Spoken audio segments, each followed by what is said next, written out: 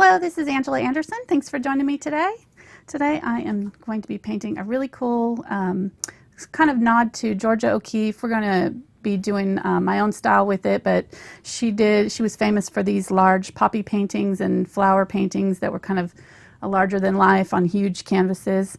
So I thought I'd do a poppy today that fills the entire canvas here. So I found this picture off of Pixabay. It's a royalty-free website for really great images, and I have the link to this picture down in the description if you want to print it out and use it as a reference like I did here. I've got my husband Mark with me today. Hey everybody. He's going to be manning the chat for our live show, and if you've got any questions you can just type those out and he will get those to me as soon as I can answer them. And I did not paint an example this time, so we're flying by the seat of our pants today. Should be an interesting show. We'll see how it goes. I've painted poppies before, so I think it'll be fine. We'll just work off the picture, and it'll actually probably be a good thing to kind of show you how I work my design elements and that kind of thing. And I'm going to leave the little picture up in the corner for you to use as a reference as we go. So my color palette is basically yellows to purple. So I just did, this is Cad Yellow Medium, Cadmium Orange, Cadmium Red Light, and I used Pyrrole Red and Pyrrole Crimson. And then this is Quinacridone Magenta, Dioxazine Purple, Ultramarine Blue and Light Ultramarine Blue. This is just Ultramarine Blue plus white, black, and burnt umber, white, and unbleached titanium. Unbleached titanium could be mixed with white and yellow oxide or ochre. So if you don't have these exact colors, just kind of try to get the spectrum from oranges to purpley reds. That's kind of basically what we're going to use for our poppy. And the first thing I want to do is just outline my picture. I went ahead and drew it out, but I want to outline it for you and explain as I go kind of what I did with it. Oh, and I'm already getting water on droplets on my picture here. I don't want to do that. Let's set that aside carefully. Maybe put it up there where I can see it. I changed my camera angle because I noticed that last week when I was on this side you couldn't see what I was painting. So I'm hoping that this camera angle will work better for us. We'll see how it goes. So I think I want to outline with kind of a dark purpley. So I'm going to use like a burnt umber and maybe some of this crimson color. I don't want it to be like in your face red, but I want it to be kind of a dark shadow color. So I'm just going to mix up a little bit of this crimson and brown, and the brown just kind of desaturates it so that it's not so, it tones it down a little bit. It's not so bright. And I'm using a 1/4 inch long flat. You could use a round brush, just whatever you're comfortable with. And I started out right in the center. There's the center of the flower is sort of this V shape. So the top is slightly rounded, and then it angles in on either side. And this, we'll just start here. We'll just start here and kind of follow along here. It kind of angles up this direction, and then it kind of does these wiggly things here along this edge. I'm not worried too much about getting it just perfectly lined up. This will just give us a border for our sections, and we're going to pretty much paint it like a paint by number. I'll outline it, and then we'll just do each section as we go, step by step. That'll help keep it from getting too confusing because there's a lot of little folds and things with these poppies. So it kind of tops off and does a little straight wiggle there, and then we're going to curve it all the way back down. And all of the petals are kind of coming from this bottom center. So if you keep that in mind, that'll help kind of get your shapes right. They're all going to kind of curve down into this part right here. And then we'll follow that up. And then one last thing is this has got a little fold that kind of comes out towards us where the petal folds in on itself. We'll continue this one up. This one angles off this way. And it also does a wiggly thing at the end here.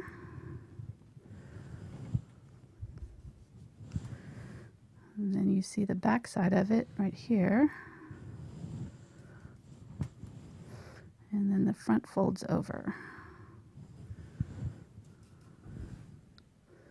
I will have the traceable for this, so if you don't want to have to draw this, I know it's kind of complicated, but if you go step by step like this, it shouldn't be too difficult. You kind of meet up all of your lines at this point.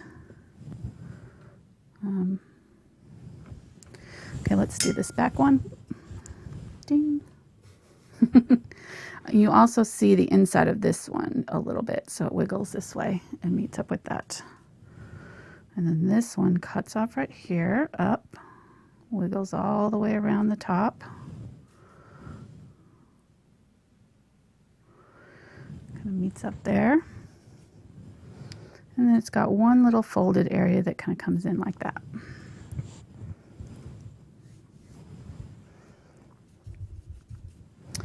Strangely enough, this picture that this person took off Pixabay is almost the identical flower shape. I mean, the petals and everything look very, very similar to Georgia O'Keeffe's, one of her poppy paintings. So it's kind of interesting. So it's the same kind of front on. There's a little bit difference between this bottom petal, but these side petals are almost the same configuration. It's pretty cool. So we can get away with doing an inspired Georgia O'Keeffe without getting in any copyright trouble.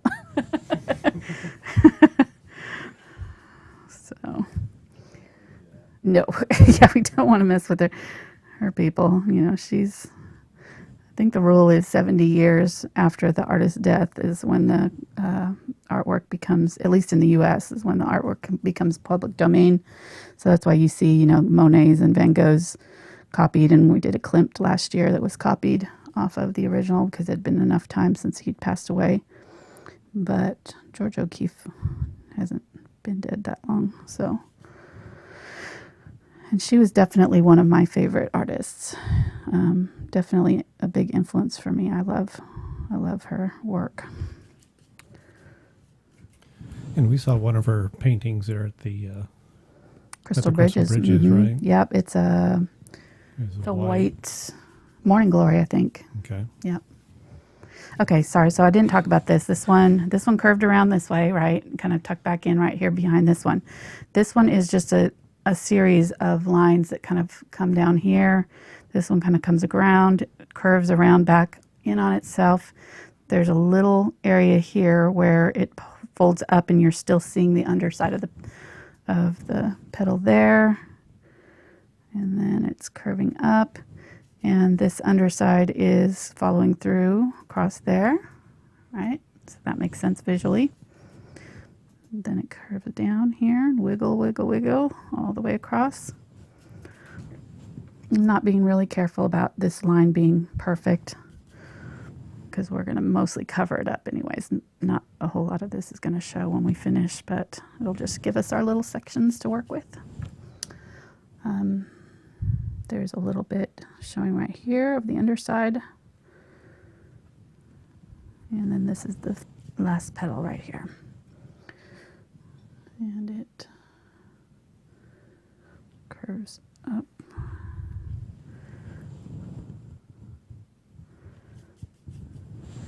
Actually, I think that this is part of, let me do this. I think this is all the same petal right here. This just folds over right there, so it doesn't matter. Then the last one is just a long wiggle, and the end of it is off the side of the canvas, so you're not seeing the edge. There we go. So there's our outline of the poppy. Clean out my brush here. Got any questions while I'm working here, hon? One question was, why did you not use orange or just regular red to do the outlines? Because I kind of like, this is just my style of painting. Now, you can do yours differently if you want it lighter. I like to have, when I do my paintings, a darker outline and just a little tiny bit of it peeking through. I just like the look of it. It's just a design choice. It's not really like there's no do or don't. This one cuts off right here. I notice it doesn't come all the way back down to there. So I'm going to fix that right now. Okay, so now the next thing I want to do is look at our light and dark areas and start building in our dark shadows. So I'm going to just start on this one and work my way over. This is going to be my darkest area of this flower. It's not really, it kind of got washed out on my print, but you can see in the original picture in the corner there how dark it is right there. So I'm going to use my purple, add a little bit of the crimson to it. Purple is just a naturally dark color. It's closest to red on the spectrum, so it's a great color to use instead of black, because black would sort of remove some of the vibrancy of the color. So we want to maintain that redness. So that's why I'm using the purple mixed with the crimson. And we're just going to work in, actually I think I'm going to move to a little bit bigger brush. Let me switch to my angle.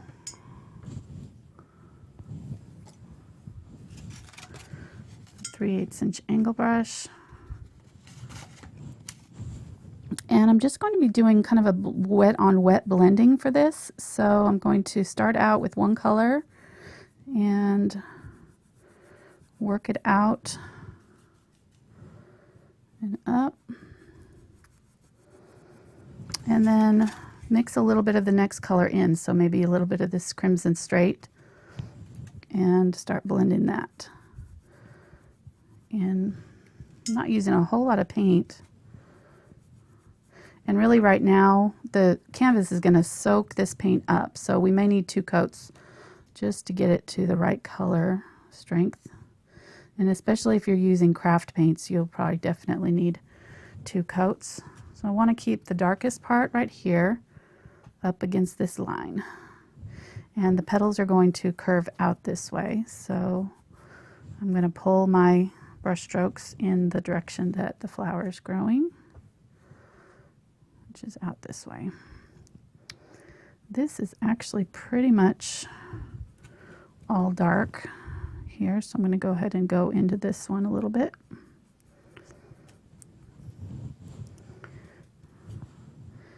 And work this color all the way up here so it's nice and dark all along that edge.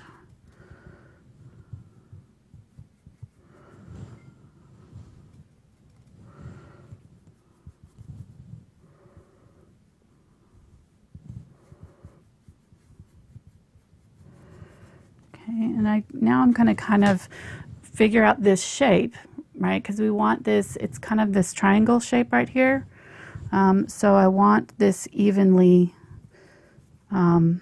blended out. So I'm going to look at the outline of this and make sure that I don't have the white coming in, or the lighter part coming in too close to the flower. I want this nice and dark all the way out here. I'll just keep on working that color in, and now I'm just using straight crimson. I don't have any purple in it anymore. And I might darken this back up with some solid purple if that's not dark enough right there. We'll see once we get our oranges in. All right. Let's grab some of this next red here. This is Pyrrole Red.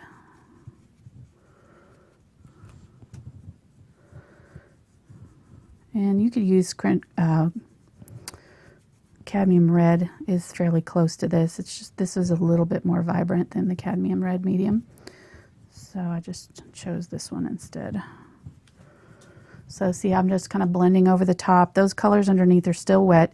If you're having trouble getting this on quick enough and this color starts to dry on you and lift, just let the whole thing dry and then come back and blend your color over the top. These colors are close enough to each other that you shouldn't get have any problem blending from one to the next. And if you see a really marked difference between, like, you don't want to have, you know, a solid line of color here and then another stripe of color there. So, you know, if you're getting that, then you need to kind of overlap your edges a little bit. If you notice that I'm going over the top of, so in this next one, I'll add this Cadmium Red Light, and I'll start out here and I'll come all the way in on top of what I've already done. So let me zoom in a little bit so you can see it better, what I'm doing. It doesn't turn into a big red blob on you. There we go. Hopefully that'll be easier to see. So I'm just going to grab the Cadmium Red Light now and work that into my edge. Start up above where I want the color to go and pull down over the top of the color below it. That'll give you that nice blended look. And since these colors are wet, they're kind of interacting a little bit for us.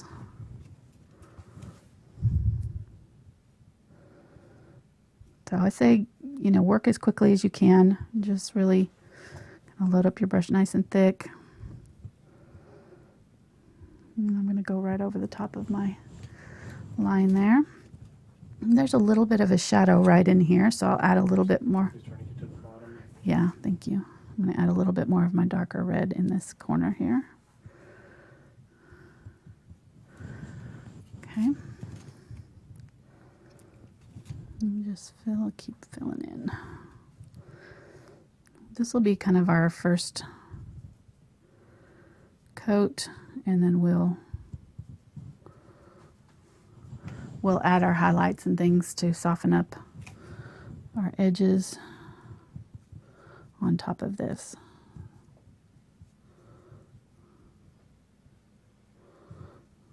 So I'm going to go right up over the top, leave a little bit of that dark color showing.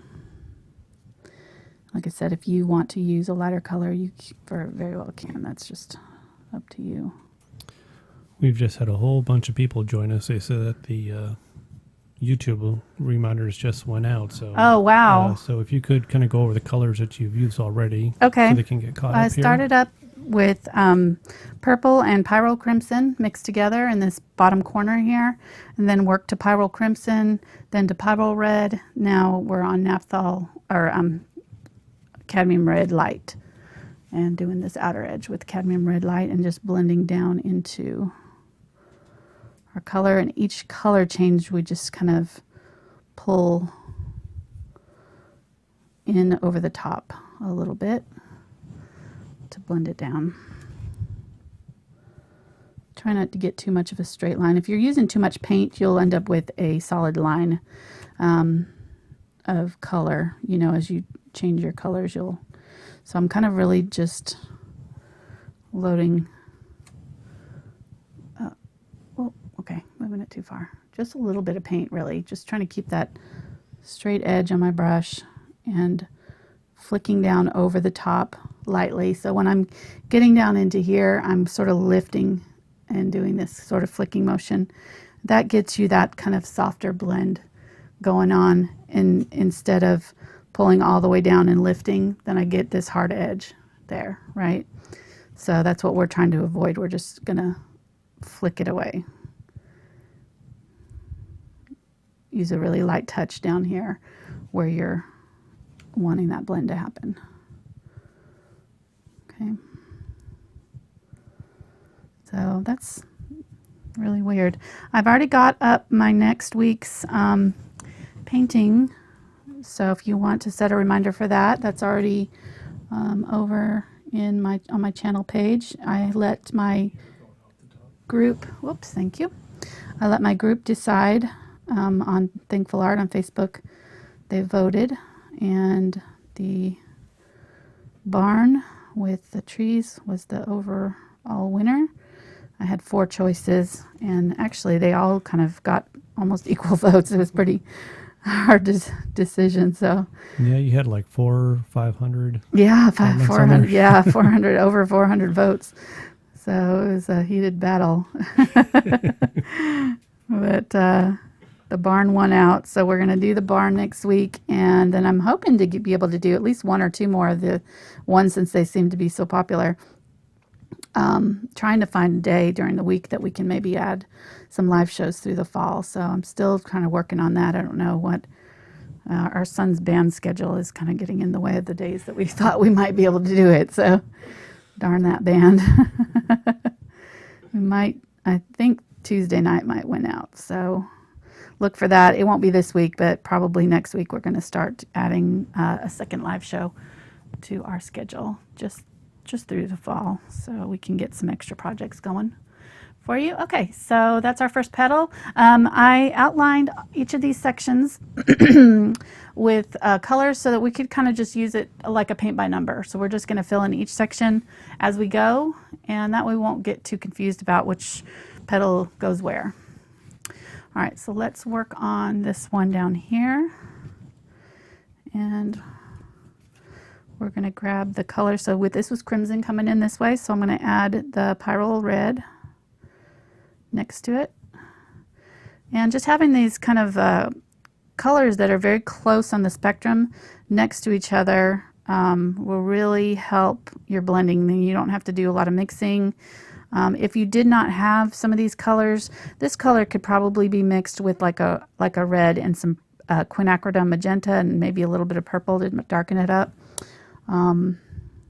So you may have to kind of get creative if you don't have these same exact colors, but something that's similar, you know, just any kind of crimson that's a dark purpley red will work. Even a violet color would work here, as this crimson red.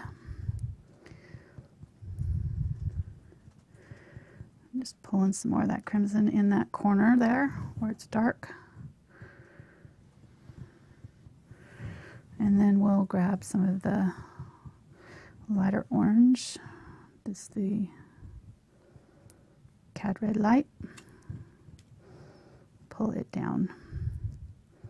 So I'm just pulling it over the top and lightly flicking it like I was showing you before to kind of help it blend. Now there's going to be a nice bright highlight right here. So I'm going to go ahead and do this whole area with this color.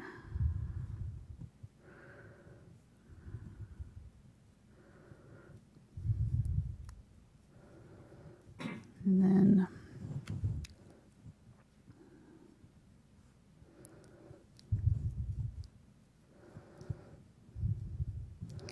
yeah, really, I might have done a little bit lighter color. You know, looking at this outline, it is pretty dark. I kind of wanted it dark so that you could see it on camera. But if you're doing it at home, you might just use your Cad Red light or something like that to do your outline color instead of the darker color that I used here. Just make it easier to disappear. Okay, so actually I'm not going to worry too much about the highlights right now. I think I'm just going to keep moving. I might add just a little bit of this Cad Orange to this so that I don't lose where that line was. It just kind of comes in like that and blends out this way.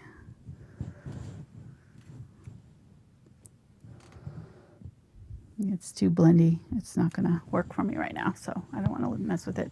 It's just pushing my paint around, making it mushy. Okay, let's do this next section. This time I'm just starting with the Cad Red Light.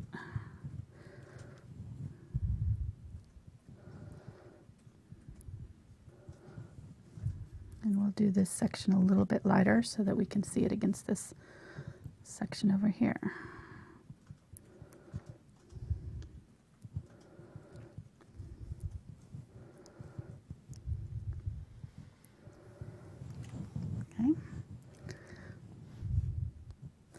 And then this little area that's tucked in there, we'll grab our crimson and just use that in there. I'm using the tip of my brush to just kind of fill that in.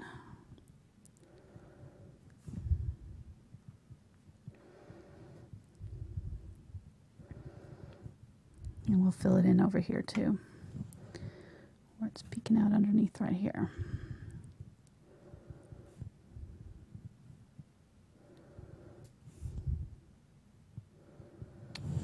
Okay, good.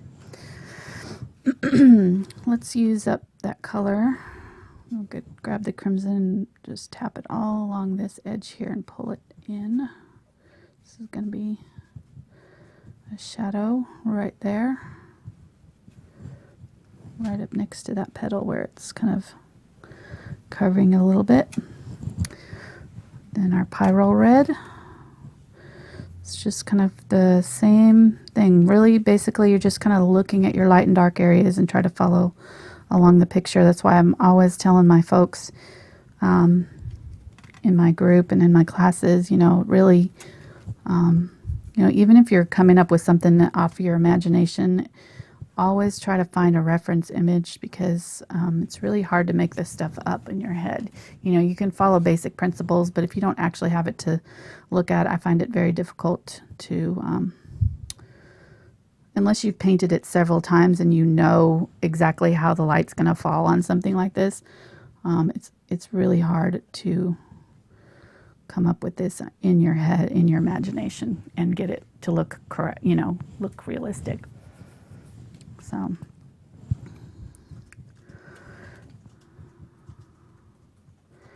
grabbing the lighter color, we'll add that.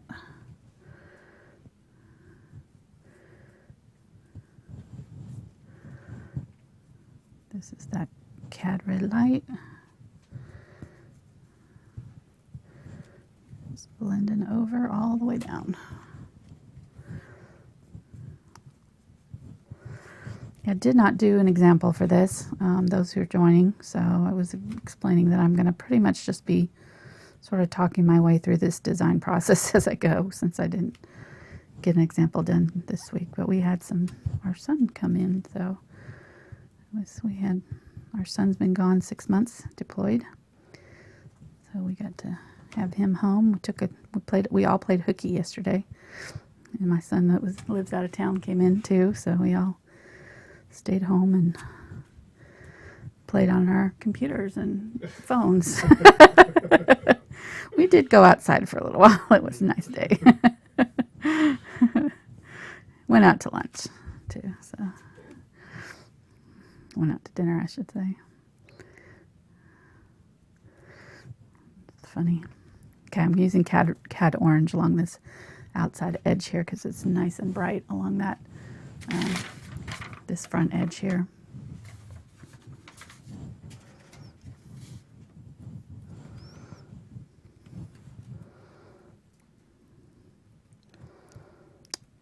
So yeah, we didn't get an example painted today, but I've done one other large poppy like this. It's been a while, but it's all pretty much the same. Really, roses would be done the same. Any peony, any kind of flower like this, you might change the colors up a little bit, but as long as you break down these sections and just kind of work on them one section at a time, it makes it a lot easier for your brain to kind of figure it out. I find, at least, this is how I have to do it. Okay. All right. So we're already kind of getting some dimension in our petals there. We haven't even really put in our light colors yet. Let's do nice dark, dark, dark. So I'm going to add a little tiny bit of purple to this. Crimson. And do this area right here, nice and dark. My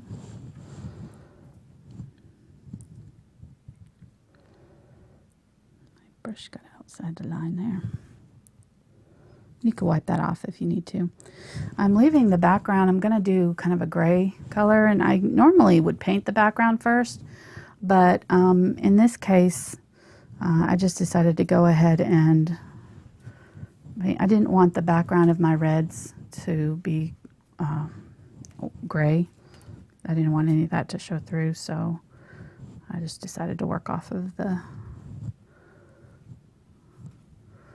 work off the white canvas and we'll fill in the background around it. The original picture is orange, but Georgia O'Keeffe did her background kind of a blue-gray color, and so I wanted to kind of use that same style. This is the crimson color, close up, and I'm going to add a little bit of purple to it and go ahead and do a little bit in this corner right here. What are you laughing about over there? I can hear you giggling. Oh, people are pushing for Stickman. We're 3 away from 100 thumbs up. So Oh, just okay. encourage people to like and subscribe. Yeah. So they can join in the chat. Stickman is coming out. What should we give Stickman today? Does he need a poppy? I guess he's going to have a poppy. That would make the most sense, probably. It's got a lot of flowers on him there. He does. He's well, obviously we do a lot of flowers. So I've been going through withdrawals from flowers because it had been a couple weeks, so I had to do another flower. And is it Veterans Day coming up in November? November, yeah. Yeah. So this will be just in time for Veterans Day. And to celebrate Jordan coming home. Yes. So we're glad to have our chicks all under the same roof again. Even though Nathan deserted us, he's living out of town now, but sad when they grow up. Yeah, they got to grow up, I guess. I know. I mean, I guess you did did a good job if they do move out eventually, but still makes the mom a little sad. All right, we're at 109. Are you at a stopping point there for? Okay, we'll stop. Yeah, we're going to get stopping point. Okay. So let's see. Where do we need to fit in our Make sure you got him on camera there. poppy here? Oh, yeah, he's fine. He's on camera.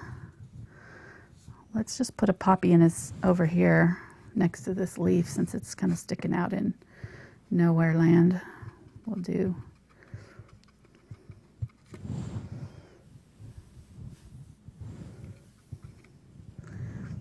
There we go. He got a little poppy. Maybe we'll make him a bouquet eventually. I think that's a good idea.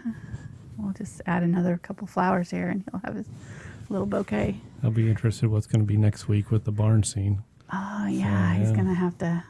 Well, maybe we can put a little barn in the background where he keeps his tools.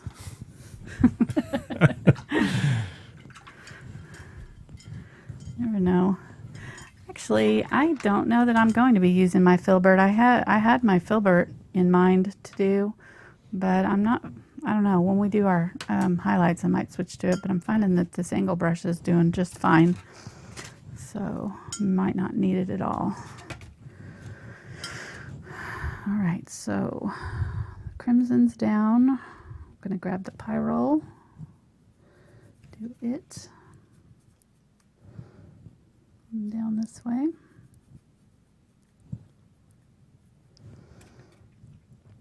And really these two kind of blend together here. I know I put a line there, but they really don't have a solid line in the picture. It's just kind of a fold. So that line will show through a little bit. We'll do this color all the way up. Coming up this way. Get some crimson in there, since that was purple in that one down here. I'm talking to myself now.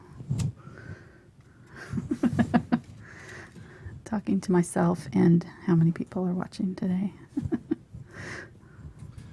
Right now it's 117. Nice. That's a good number. Yeah. I'm going to need some more crimson here. The Pyrrole crimson that I'm using is a Liquitex color, but I think it also comes in golden, if I'm not mistaken, and the Pyrrole Red is golden paint, so they're pretty standard, I think.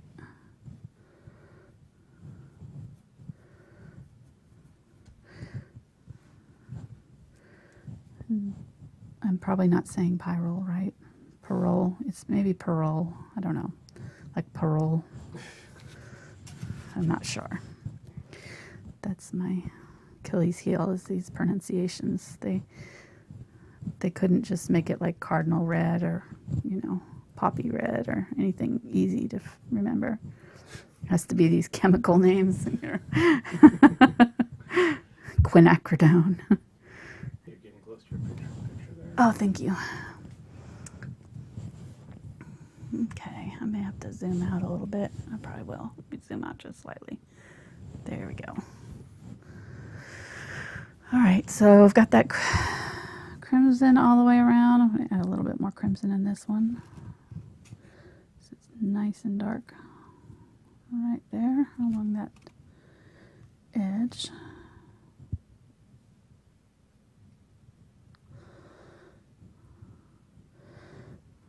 It's starting to get sticky, so I don't want to play with it too much now over here.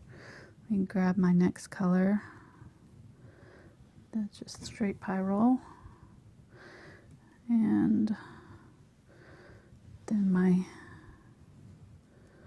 and you notice I'm not cleaning out my brush. That also kind of helps the colors will blend a little bit. If you've got too much of one color, just kind of wipe it off and then grab your next color. Wipe it off somewhere while you're going to end up using it. Just blending this light Cad Red up into my other colors. So I think this is probably one of the better blending lessons because it's pretty much 90% blending. Yeah. That's pretty much all she wrote here. It's just, so this is great, going to be a great practice lesson, I think, for getting these soft blends happening. Let me spray my palette. It's getting a little dry. And we'll continue. So I did the crimson here. I'm going to continue with the Pyrrole Red. And really my main focus here, along with blending, is trying to get all of these little white dots that your canvas kind of shows through. We're probably going to have to do a second coat because it's showing through. We could have probably done a light coat of like a yellow oxide or something like that. Would have looked good underneath our poppy as an undercoat. And probably if I had more time I would have done that, but I didn't want to take time to do that today. So... and that way, any of these little white dots that we're seeing would be filled in with that color. So if we saw anything, we would see the yellow, and it would blend with our poppy colors. Just okay. Can you adjust your mic a little bit? It's rubbing against your... It is? Okay, is that better? Yeah. Thank you.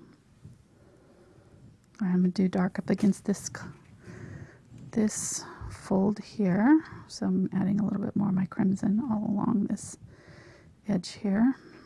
There's a little shadow.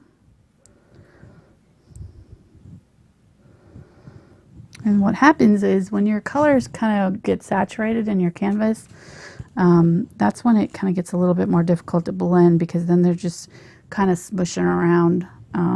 So if that happens, I just usually leave it and come back to it when it's not doing that.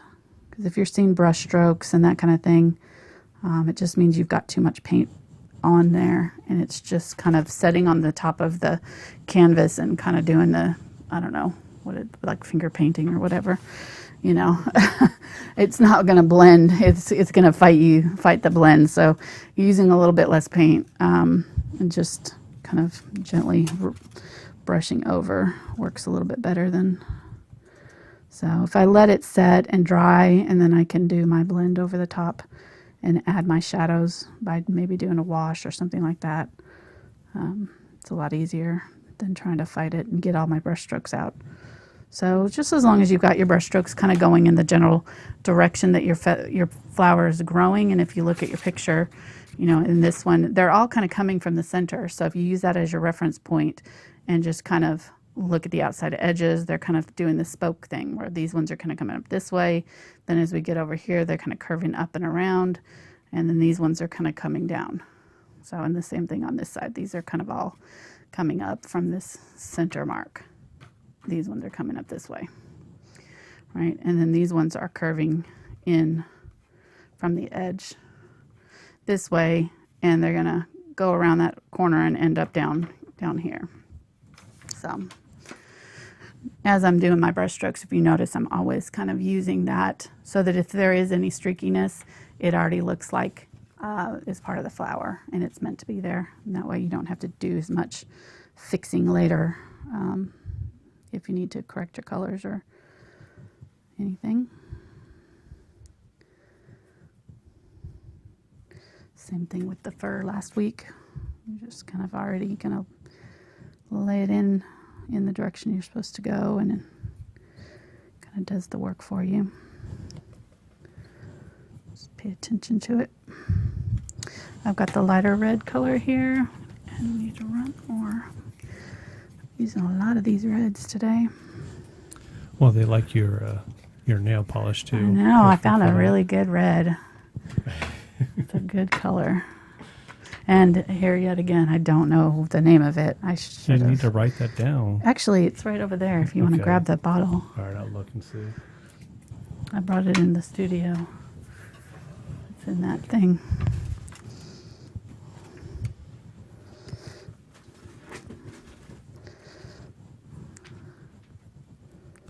That one? Yep. It is Roulette Rush.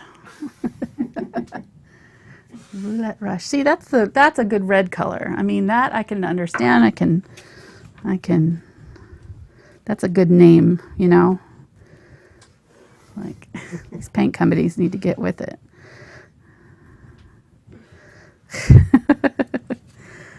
The craft paints, they have good names. That's like tomato red and cherry red, and they all. But these professional colors, they don't get clever with their names. Okay, so here, let me see. It's pretty orange right here, so I think I'm just going to go ahead and do this orange all the way up, and then I might do the lighter color. Just grab some of the Cad orange.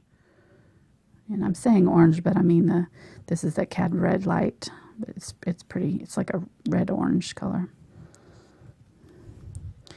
And if you didn't have the, one of these colors, you could mix yellow into, the Cad Red and make a lighter version. Whoops, wrong one. This one.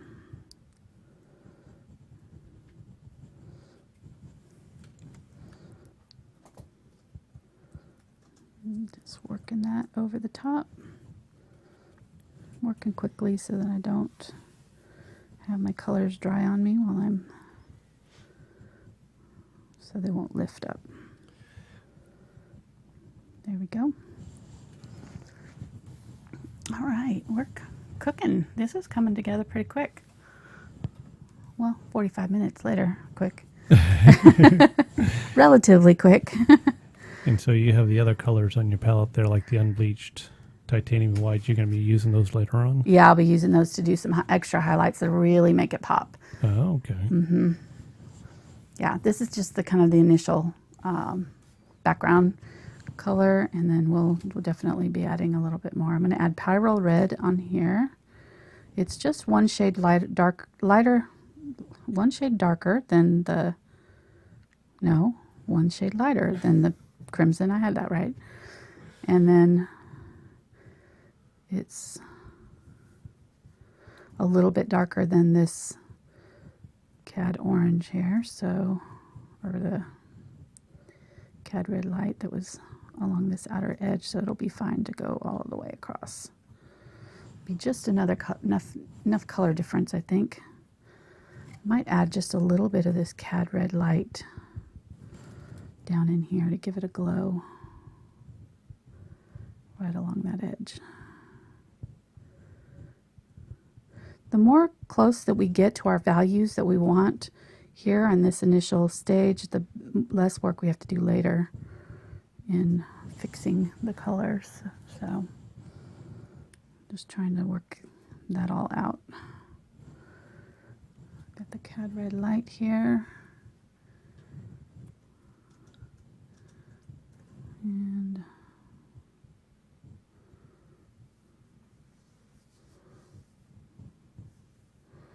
yeah, okay, so I would have started with the Cad Red Light. I think that it needed to be a little bit lighter, and then I'm going to go with the Pyrrole up here. So I'm looking at my picture here. There's just a little bit of highlight, like where the light's shining through the petal or something. This is a little bit lighter than up here. It's a little bit darker. So I might even add just a tiny bit of the crimson up in here.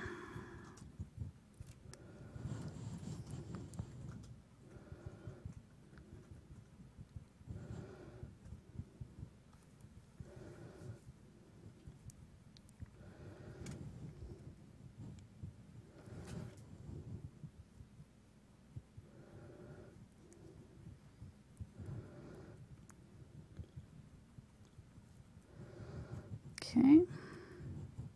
Sorry, I'm thinking, getting really quiet.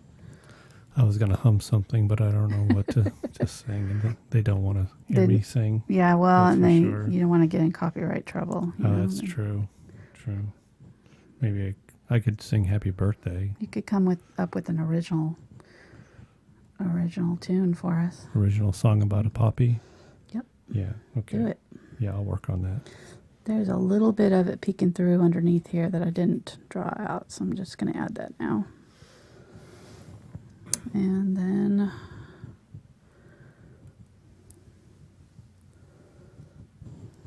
okay.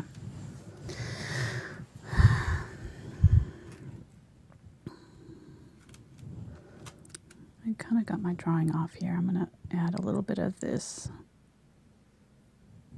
Cad Red Light right there to this area in here. Actually, I'm going to go Cad Orange because it's pretty light. And this whole area is filled in with this light orange color. Somebody's home. Scooter is barking. No telling. We had the fastest FedEx man this morning. Mark was standing by the front door. He rang the doorbell, and Mark opened the door, and he was already at his truck. Like, he must have run. It was pretty funny. Yeah, dropping off another box of canvases. Canvases, yep. I was running low on canvases. Mm-hmm. New canvas panels from Dick Blick that I like to use. I get them in sets of 24, so I was down to 4 or 5, I think. We've been doing a lot more canvases this year.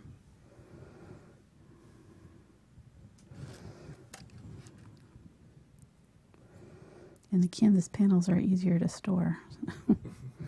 I think if I was to do this, I would probably choose a huge canvas. I think it would look so nice on a really, really big, awesome, I think the George O'Keeffe ones were like 30 by 40 or something like that. They were quite large. Okay, let's work down this way. So we're going to work the orange along here.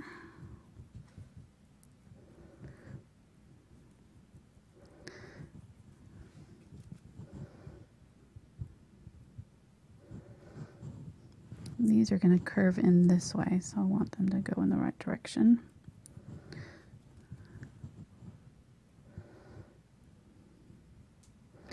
And I'm kind of just tapping along this outside edge so that it's sort of uneven. It's not like a totally smooth line, because the outside edges of the petal are a little bit rough. Although George O'Keeffe did have very smooth transitions. She was very blended, if you look at hers. So maybe we'll do it a little bit more smooth.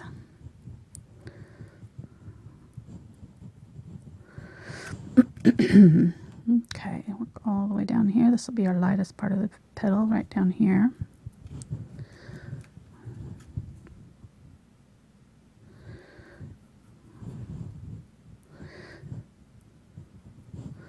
Someone was asking me the other day, this week, or earlier this week, was the difference between monotone and value. And this is actually, I mean, it could roughly qualify as a monotone, since we're using all red in it. And really we're kind of adding yellow too though, so it would be cheating. But if you used only red and maybe added white to it to lighten the value in places, and black to tone or shade it, that would be monotone, you know, just using all of one color, kind of like this is a monotone. Value has to do with the light and dark, so value could be any color, just has to do with the dark value here and the lighter values here. But you could, you know, I could have used, you know, green for my lighter, or, you know, blue for my darker value. So that's the difference there. She thought value had to do with the color, I think. So I thought that was a really good question. So all these art terms can be confusing. We use them all the time and take them for granted that people know what we're talking about. But, you know, if you're new to painting, you wouldn't know that necessarily. So I'm going to use this Cad Red Light along this front edge here too.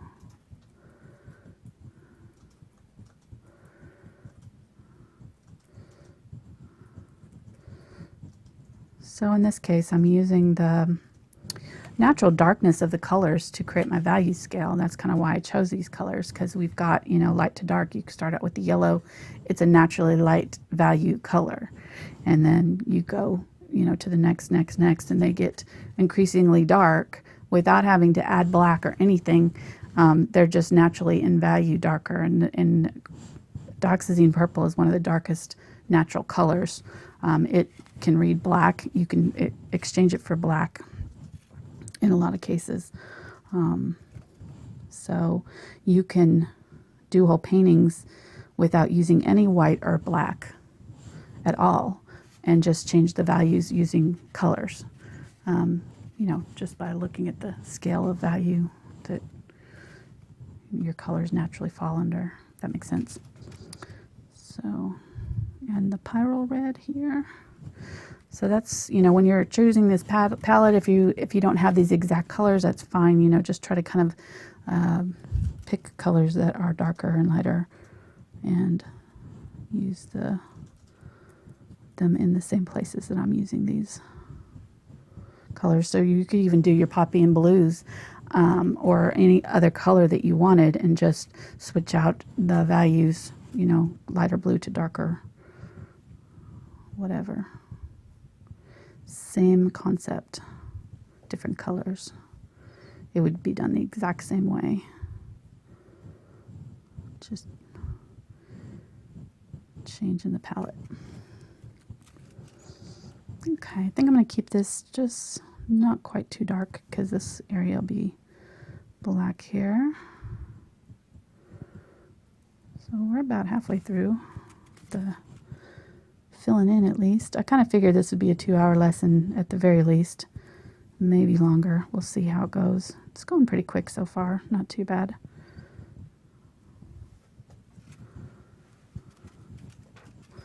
Actually, that's pretty dark in here, so I'm going to go ahead and add a little bit of that Pyrrole crimson in that corner, just along there. Pull it up from that shadow line a little bit, so it just looks like it's folded a little bit right there.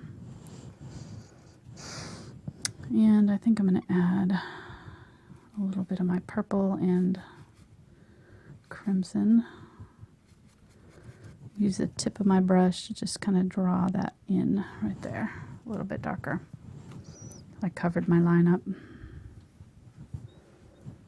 Okay, and I'm going to use that while I got it on here, just kind of use it up over here. Do a second coat right in that dark area. Maybe add a little bit down here too.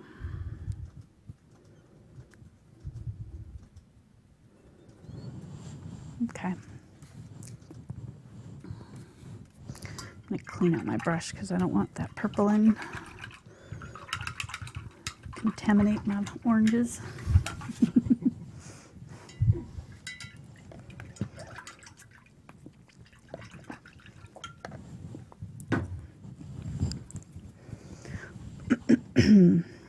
Any questions?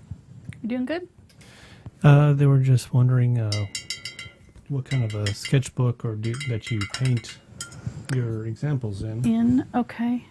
Where is it? And I grabbed this one. Okay, yeah, that's it. But didn't have any name on it. It's a Strathmore Visual Diary mixed media, and it's got really thick mixed media paper. It does really well.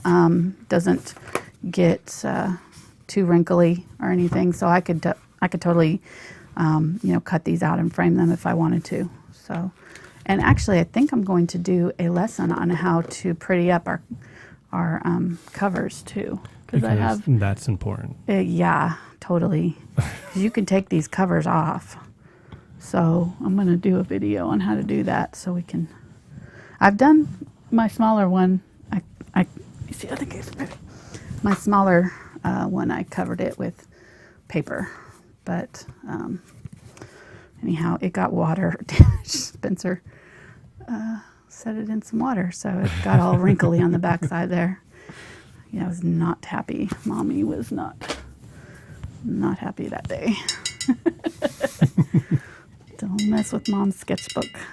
So I have them all different sizes, and it just depends on my mood. Sometimes I want to, if I'm doing a kind of an initial drawing, sometimes I'll use my smaller sketchbook just to kind of get an idea of placement and composition, and then I'll do the actual painting part on my bigger canvases. And I use my smaller ones also to, like you saw, kind of use them for references for colors and watercolor. Those was watercolor pencil scale and that kind of thing, as an easy reference, so I can pull it out and look. Okay, so I'm just sitting here cleaning out my brush this whole time. Sorry.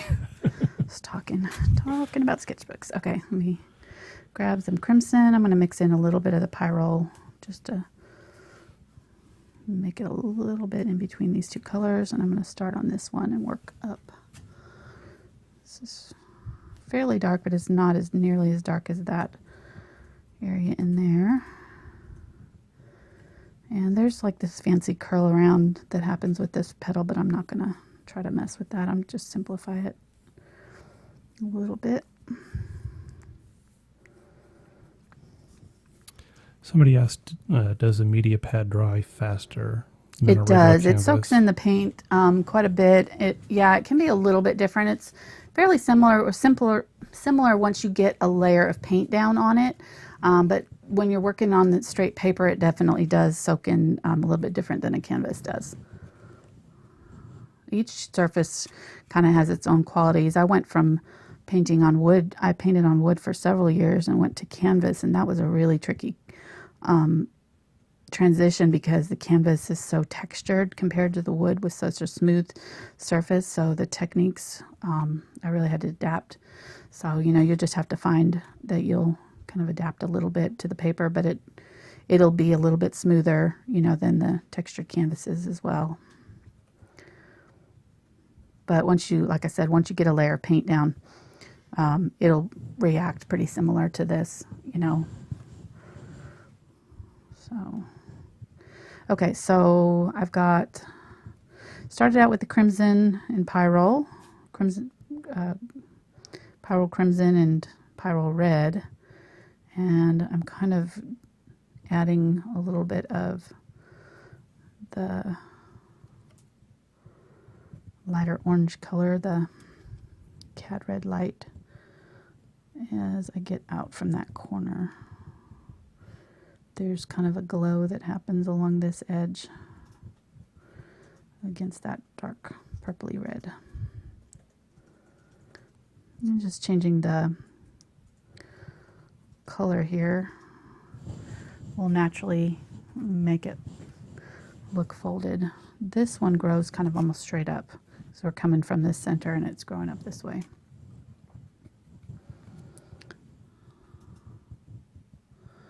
Using the edge of my brush here to go along the edge there, get a clean edge. And then when I'm getting ready to do my next color, I'm just kind of really wiping off the paint before I pick up my next color.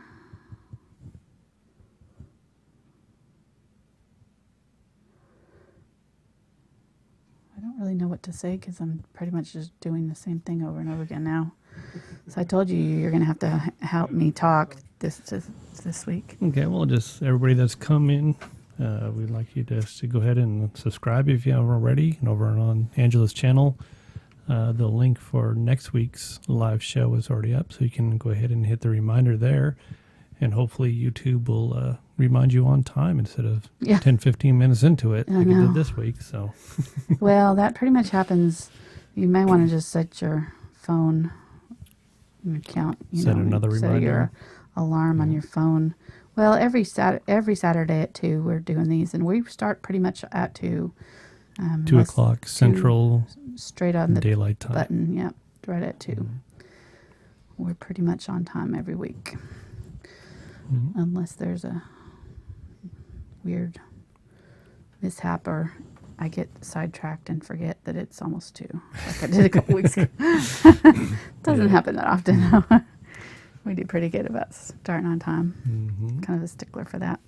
And of course, they can follow you on Instagram and Twitter, Pinterest, and Facebook on the Thankful Art page. You can join up there and share what people are doing, show the paintings that they've done of yours. And vote on stuff and get to kind of decide what I'm doing in my next videos. That's kind of a insider. I do Monday live chats on that, in that group as well. At least for now. If you're watching 4 years from now, they might not be on Mondays, but for now, I know I'm always afraid of telling people my schedule on YouTube because it's like in 2016 it is on Mondays. Yes, exactly. And because last year my videos that I did in the fall, I was doing every other Saturday live shows. So it's changed since last year. Okay, up here it's getting a little bit darker along this back side, so I'm going to add a little bit of this crimson. I added orange along this front edge, and I'm just going to add a little bit of crimson in these little hollow areas, and I might add a little bit in this one too, just right there. And I'm just barely dabbing. I'm kind of just doing these very light dabbing brush strokes, and then grab a little bit of the Pyrrole, the next color, and dab over it. Grab the next color, dab over that.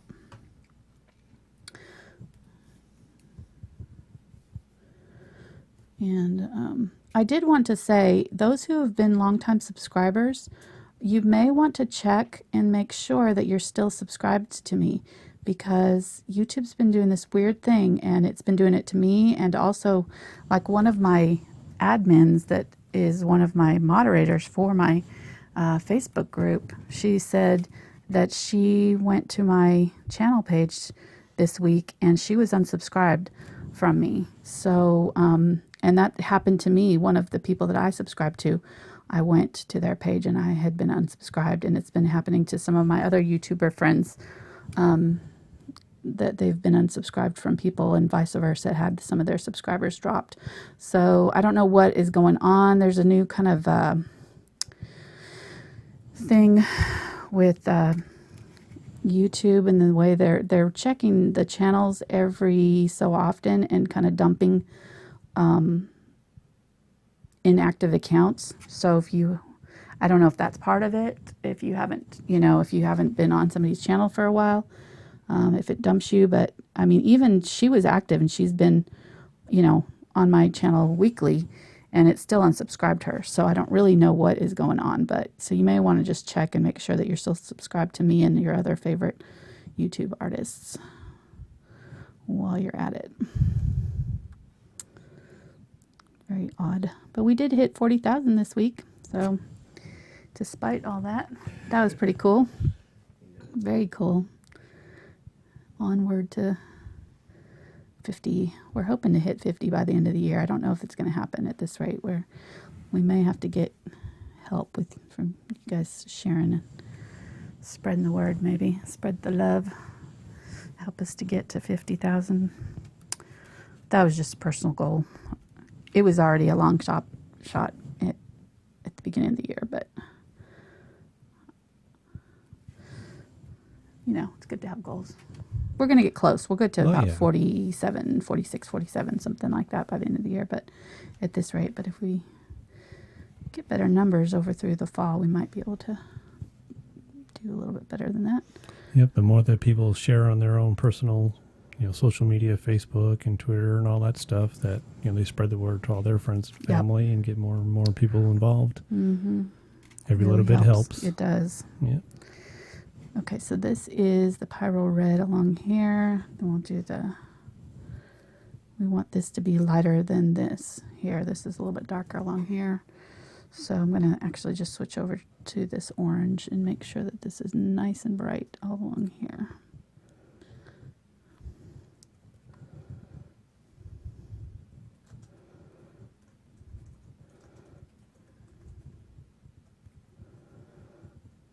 Yep.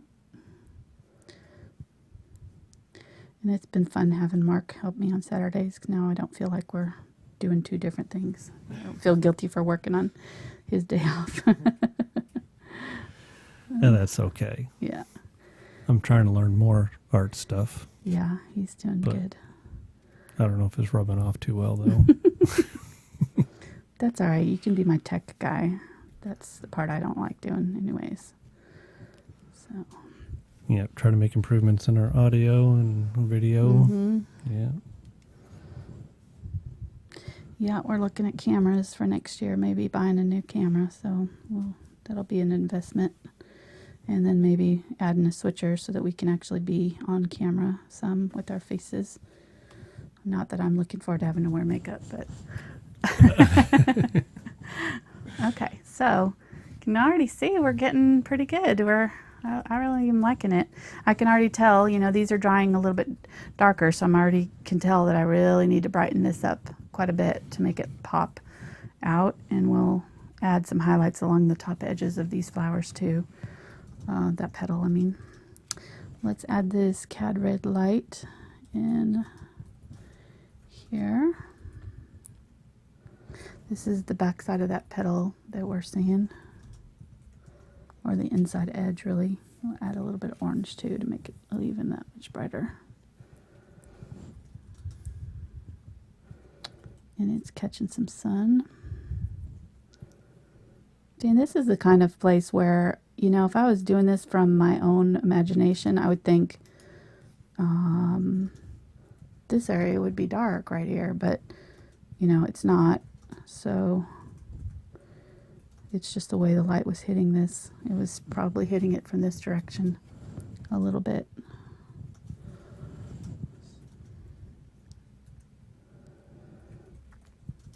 All right.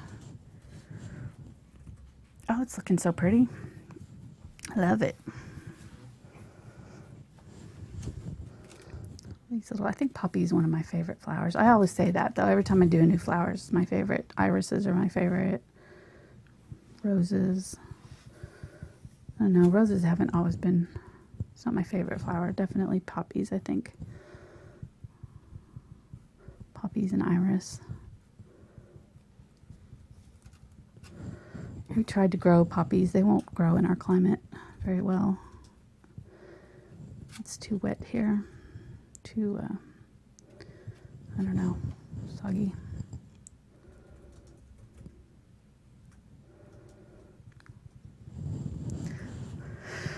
All right, let's see. I think this is we'll just do the Cad Red Light all the way down with this one. maybe a little bit of the Pyrrole Red here where it meets up.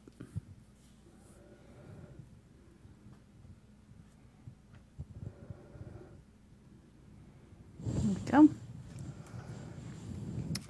And then we've got the inside of this one. This one's going to have the crimson all up in here.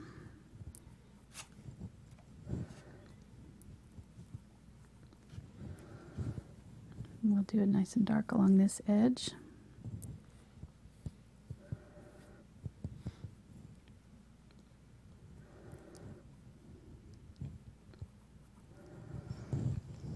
Got too much of this lighter color. I'm just going to wipe it off. So get it nice and dark down here.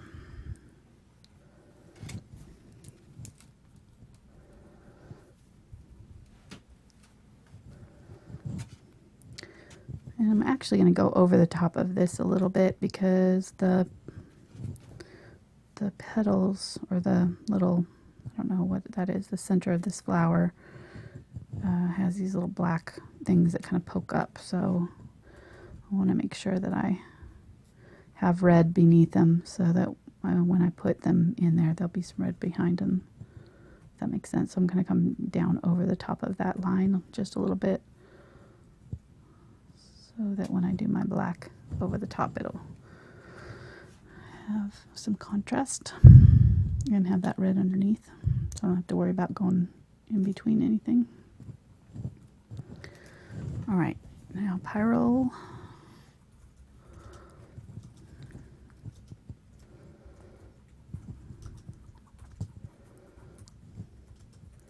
And in this one, there's some darker streaks that kind of come up all the way up. So you can kind of do some longer streaks with some of your dark areas. This one has a dark line. I need more paint again.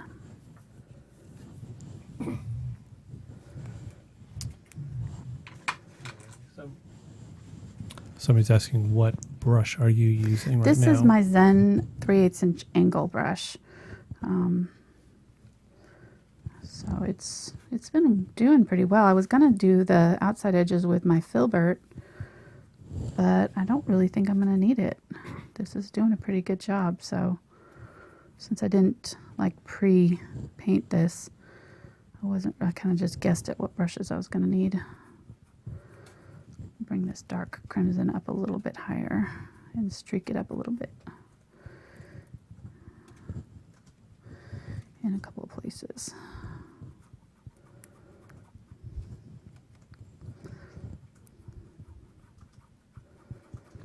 We can always add these in later if we need to, but I'm going to add this now.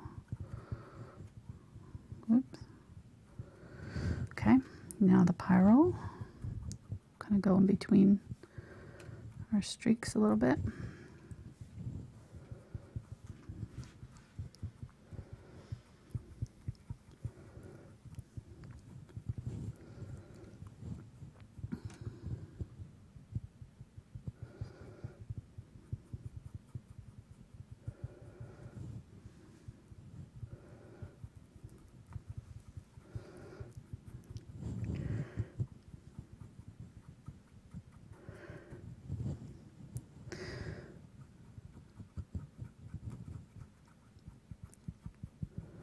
Going on either side of my long streaks with this color so that they kind of blend in, look like they make sense. Do nice and dark along this outside edge here. Add a little bit of this crimson right along there.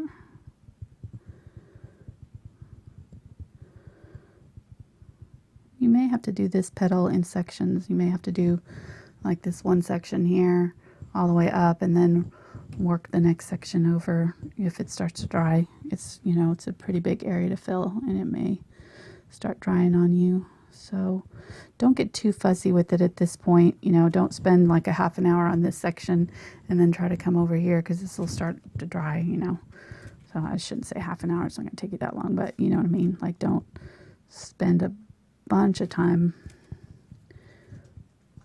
in getting bogged down in details at this point. We can always go back in and fix things later, so don't get too perfectionist with it yet while you're trying to blend, because especially with acrylics, you kind of, time is your enemy. You have to kind of work as quickly as you can. All right, this is actually lighter in this one, so I'm going to go ahead and switch over to my Cad Red Light. Start blending down this way.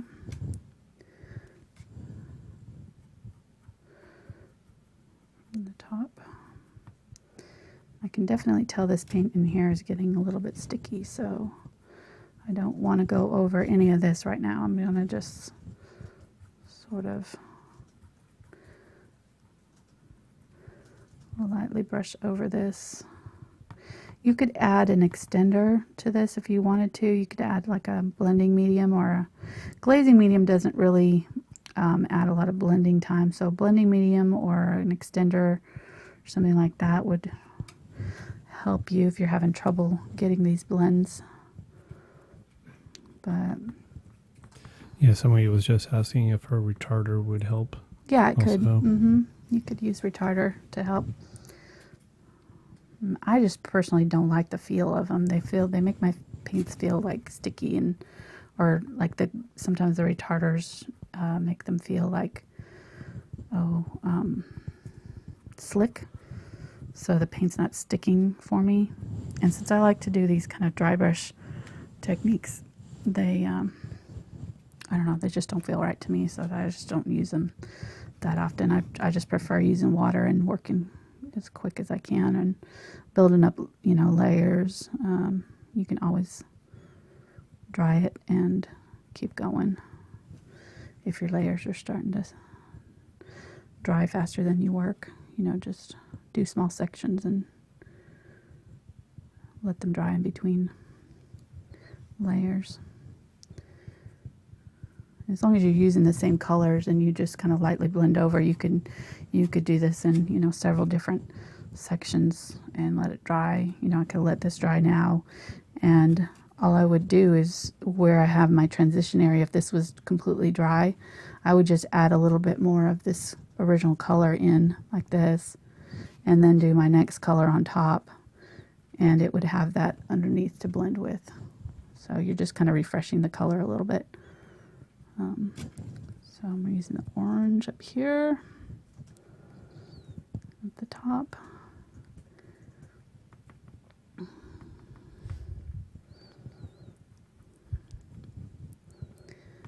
Doing it in small sections like this, and this is if you're doing it on a really large canvas, you're definitely going to have to work in small areas. Don't try to do the whole, don't try to do a 5-foot section of painting and do this. Is not going to work. So, you just got to work your areas smaller, depending on what size canvas you're using and stuff, and how fast you paint. But it's totally doable. I think blending is one of the hardest things for folks, just because acrylics can be really, really testy. They don't want to be messed with when they start to dry. And I think that a lot of beginners,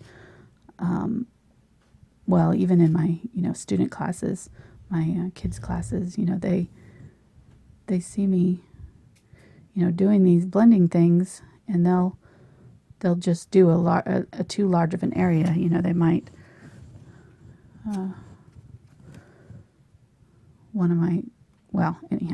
they'll just bite off more than they can chew. Well, yeah. You just, she was doing a shirt, and, I was telling her to put the color on, and then wipe the color off and blend it out immediately, and then do the next one. And well, she put the color on in like 3 or 4 places, and so then by the time she went back to blend out the first area, it was already drying, and it just lifted it right off. I see. So that's, I think, what, you just have to, do small sections at a time, put the paint on, wipe it off, blend it, and then do your next section. And so same thing with this, if you're having trouble, doing this whole painting or petal, just do the one section or do the one color, let it dry, then do your next color, let it dry, Would a gloss medium help? A what? A gloss medium? Yeah. Well, I mean, gloss medium, it's not really going to extend your drying time, really. It would just thin the paint a little bit, so probably not necessarily. It's just basically, gloss medium is just like the stuff that your paint is bound with. It's the binder, I think, as far as I understand it. It's like the polymer that your paints are mixed in with. So if you've got, your paints have separated, sometimes that medium is what is separated out at times. These don't do it as much as craft acrylics do it a lot. So if you use a craft acrylic and you pour it out and there's that clear liquid, that's medium. That's so it's not really, it's just part of an acrylic paint. It's not necessarily going to make it dry less fast. That's a good question, though. Yeah, I'm learning more about it. I just never had used them. I'm trying to educate myself a little bit more since I get a lot of questions about mediums. I just haven't really. I've bought a lot of them, and I use them every now and then, but I still don't really they don't feel natural to me. I just like the feel of the paint.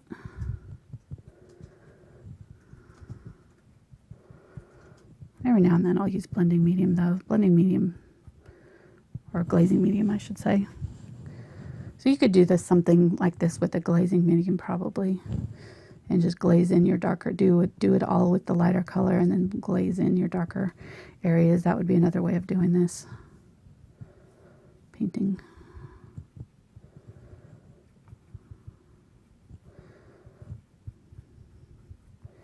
You could use also, I've heard that, Golden has a line of acrylics called open acrylics, and they will increase your drying time, and you can mix them with other colors. So you could use in this case, you could use a red or something, and then just mix all your colors, your regular acrylics, in with your open acrylic color, and it will increase the workability. But you have to wait like I think it's 2 weeks or something like that. I don't know. Maybe it's just 48 hours. I can't remember. It seemed like a long time to me. 2 weeks, 48 hours, same difference to me. Yeah. Yeah. That might not be true. That might not be true, exactly. What movie was that from? No, that was on another YouTube channel. That's right. Paul's Hardware. He does computer building and stuff like that. And he was building a rig for his cameras, and he was using carriage bolts, and he said that gets its name from when they used to build carriages for the horses. And then he was like, well, maybe that's not true. Yeah, that might not be true. Okay, I'm going to use purple and my Quinacridone Magenta. Just kind of mix them in equal parts and start with that as my base color for the center of my poppy flower here. And I'm just going to dab it along that edge. I'm not going to go all the way up to the line that I had made before. I might even just kind of use the tip of my angle brush. This brush is, I'm telling you, I might be able to do this whole painting with this one brush. It is working out fantastically. If you don't have an angle brush, I would recommend, highly recommend adding it to your list of brushes. It's very versatile. Okay, so nobody asked this, but I was wondering, can you make your own angle brush? I mean, could you buy a normal brush and just cut it yourself? No, or I wouldn't, just because they're tapered in a way that if you did that, they wouldn't come together. Okay. So the end of the end of these brushes are the way they're put in. If you see, you know, it's thicker. Well, okay, turn it. It's thicker when it's close down to the bottom, Okay. and it gets thinner at the top. So if you were to cut it, you'd have an end that was thick, and then this top would be thin. But on this, it's thin all the way across. Does that make sense? Okay. So yeah. you wouldn't have the same control as you do with this one. It wouldn't come to a good flat edge like this does. So maybe for I me. shouldn't have cut your brushes for you. Then, Right. right? No? Yeah, no. Okay. Them's fighting words. You can experiment with my student brushes if you want. They're all beat up anyways. Okay, so I'm just filling in carefully along this edge now with this kind of light. Isn't that beautiful? See how dark that purple is already? We didn't even need black yet. We are going to add black, but that'll be kind of our undertone for it. Zoom out so you can see the whole thing. What? Does it look like it's washed out, or can you see the colors pretty well? Okay. So already, I mean, we could leave it at that and call it good, honestly. But we're not going to do that. So we've got, what, how long have we been going? An hour and a half? So we've got another, Well, at least 3 more hours, right? right. Hey, if I was doing this, yeah, if I was painting this for real, Uh-huh. no. for real. This is all digitally done. No, I mean, if I So was painting this is this green screen. to put in a gallery or something, I would definitely, you know, although if you look at Georgia O'Keeffe's, it's very kind of almost primitively painted. She doesn't do a lot of details, and her paintings are fairly flat in value. So really, honestly, this is probably pretty close to hers. There might be lighter areas in some places, but you know, it's pretty close to her style already. I think this definitely along here, we're going to have to add some darker, because see how that's kind of all merging into one. You know, I want a little bit more definition there. This side did a little bit better. Still think we could do a little bit darker in here. We'll see how that dries though, and definitely darker along this here. But having some highlights will help us. So let's start adding those. And actually, I think I'm going to switch over, and we'll just let this dry really well. And I'm going to pick up my, I think this is like a 3/4 inch flat. Oh, by the way, now this is only, you know, this is October 2016, so don't run down to your Hobby Lobby to get these if you're not watching in October. But I went and bought out almost every titanium brush that they had in every color and every size. I was so excited. They were on clearance, and I just dropped one. Oh well, I'll leave it. They were on clearance, so I mean, normally these brushes are like, this brush here was I think $27, and I got it for $5 or $6. It was like a steal. So That's better than a shoe sale. I was just as excited about it as I would have been for a shoe sale. And I bought extras. Like, I'm like thinking, you know, 2 years ahead of time, so that when I run out of these, I have extras. And some people are getting them for Christmas presents, but Oh, I can't wait to see what I have in my stocking this year. not you. Oh, not me? Okay. Okay, so this is white, teeny tiny bit of black, and a teeny tiny bit of blue. This is Ultramarine Blue. It's a little bit more on the purple spectrum, and I just thought it would be a pretty gray, pretty color to add to our gray. Oh, that looks really good against that red. How pretty is that? So we're just going to go around here as carefully as we can with our flat brush and fill in. I'm probably going to be sorry that I did it this way, because it's going to take twice as long, but that's what happens when you don't paint it ahead of time.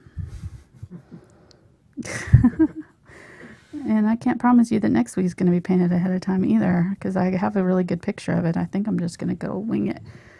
I sort of actually, I don't know. Sometimes I like teaching that way, but a lot of times I like to work out my steps ahead of time. So, but I think there's something to be said about teaching it this way live, because you kind of get to see my choices, my design choices. Real time, not as slick, worked out.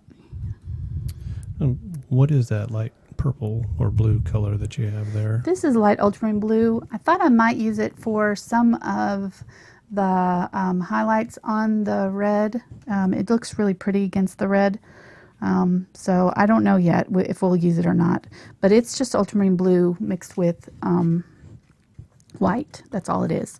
And you could even, I think sometimes it's called blue violet in some colors. I think it's that in so you can see how much I use it. It's a great, a really great color for, well, actually I could have used that plus black, really, honestly. It'd be a similar color to this. Only the white's a little bit, we're using a little bit more white. But now I forgot what I was going to say. Oh, it's a good color for, so we were talking about values earlier, right? So if you've got an area that you want to keep the value light, but you want it to look like it's in shade, what do, right? Because that's, shade is dark, in your mind, you're thinking shade is dark. Well, you can use this color because it's on the cooler end of the spectrum. So your colors, if you split down the middle like that on your color wheel, these are all your cool colors and these are all your warmer colors. So the warmer colors visually pop out at you, and the cooler colors visually recede. So just by putting a light purple like this, or light blue like this in a shadow area, it automatically recedes in your eye. Your eye just kind of automatically reads it that way, even though it's still a very light value color, right?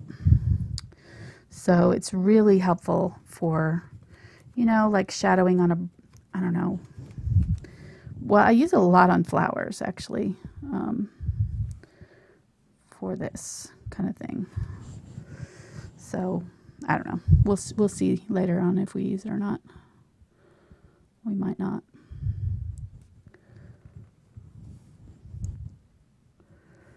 But it adds just a little bit of something that's unexpected, and I always like to add a little color in there that's not, not an expected color.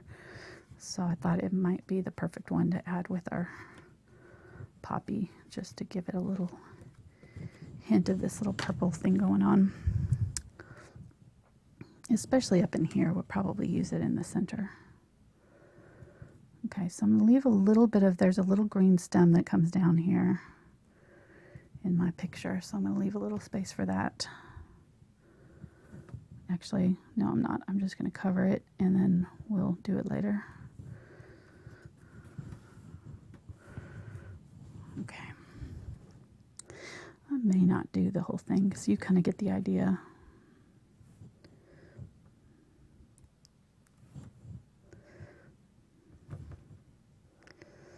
Bother taking my time doing this.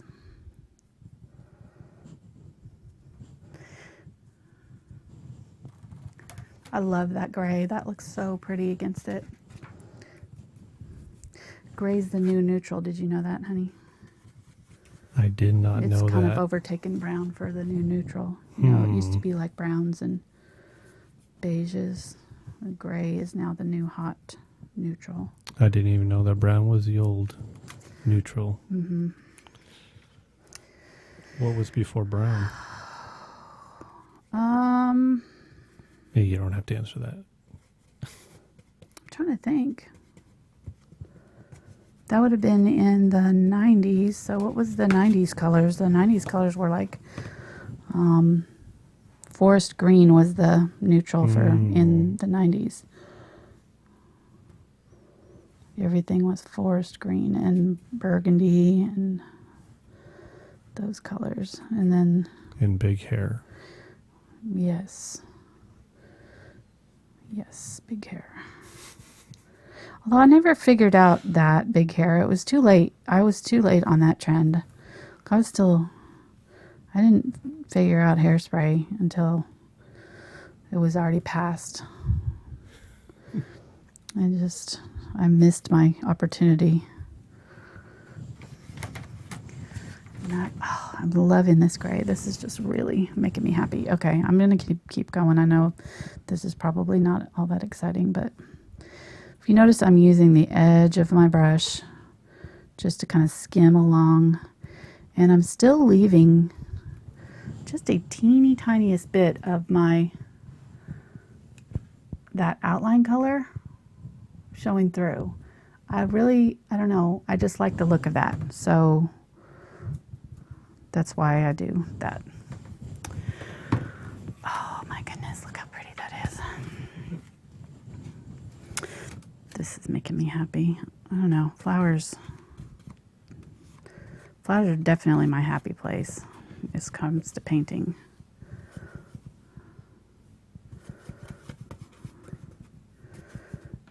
I think they're pretty forgiving too. I think that's part of the reason why I like them. Because, I mean, even as long as you get them close, they don't have to be exactly right. It's not like a face where, you know, if you do 1 little millimeter off, it looks like the nose is turned the wrong way or something. Right. You know? Yep. They're a little bit more forgiving.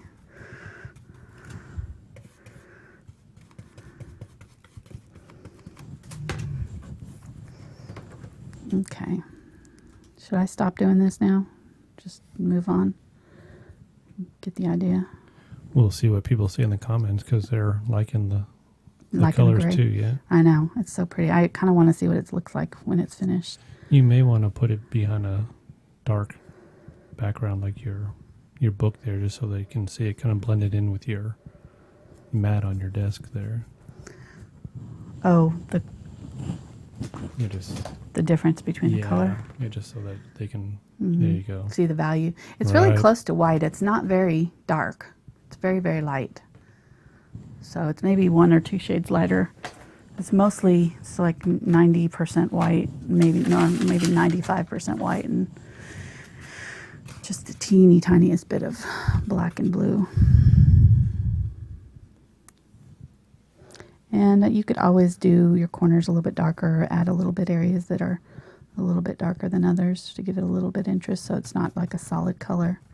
I like to do that too. So if you notice, that's why I'm kind of mixing it on the go. So there's like a little bit of a variation in the colors as I go around. Just touching the barely tip of the corner of my brush in there. Yep, so the fans have spoken. They want you to do all of the background. Okay. Good, because I'm kind of mostly there anyways. It would bug me.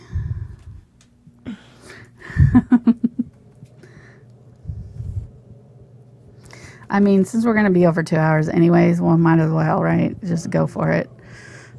Go for it. Our boys went out to lunch without us because they couldn't play on the internet. So, you know, it's like,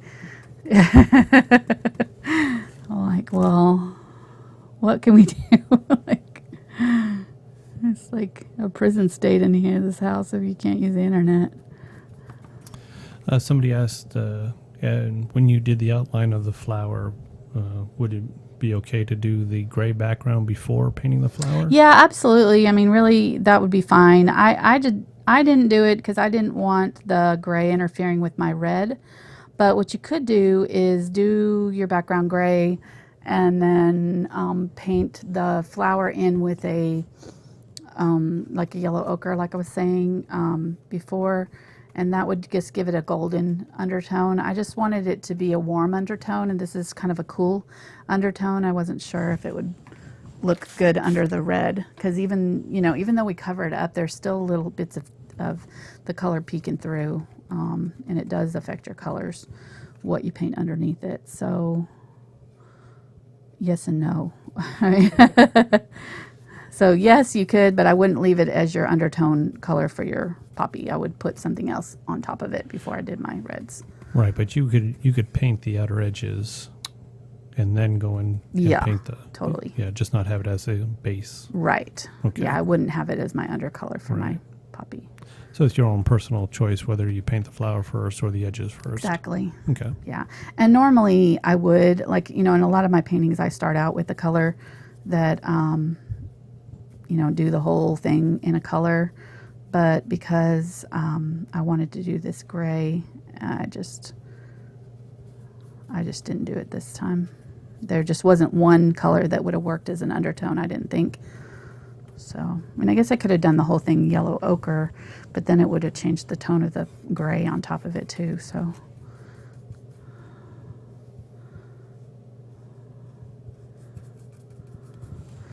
Cool, warm, makes that poppy pop out even more, having that cool white underneath.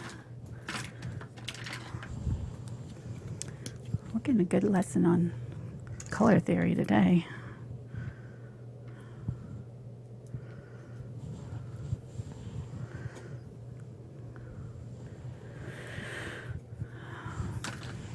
Okay.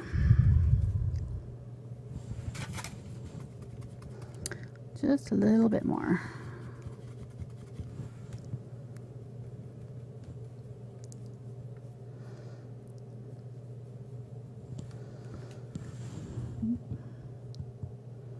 If you're having trouble getting into these tight corners, you could switch to your angle brush or smaller round brush just for some of these small areas here.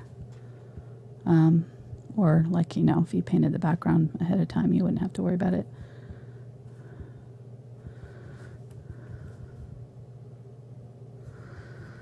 Okay. Almost done.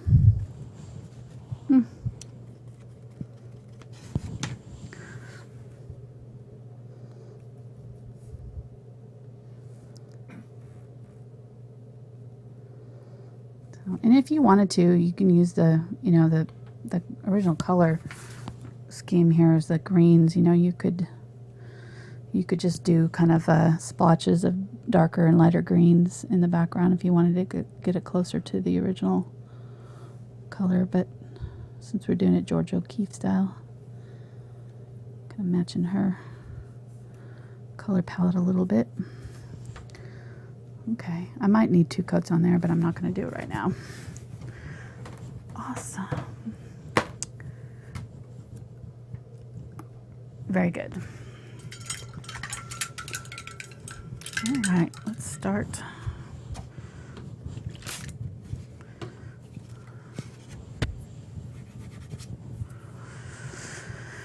Okay, let's start adding our highlight colors, and I think I might switch my brush. I don't know. No, I'll keep using that angle brush, I think.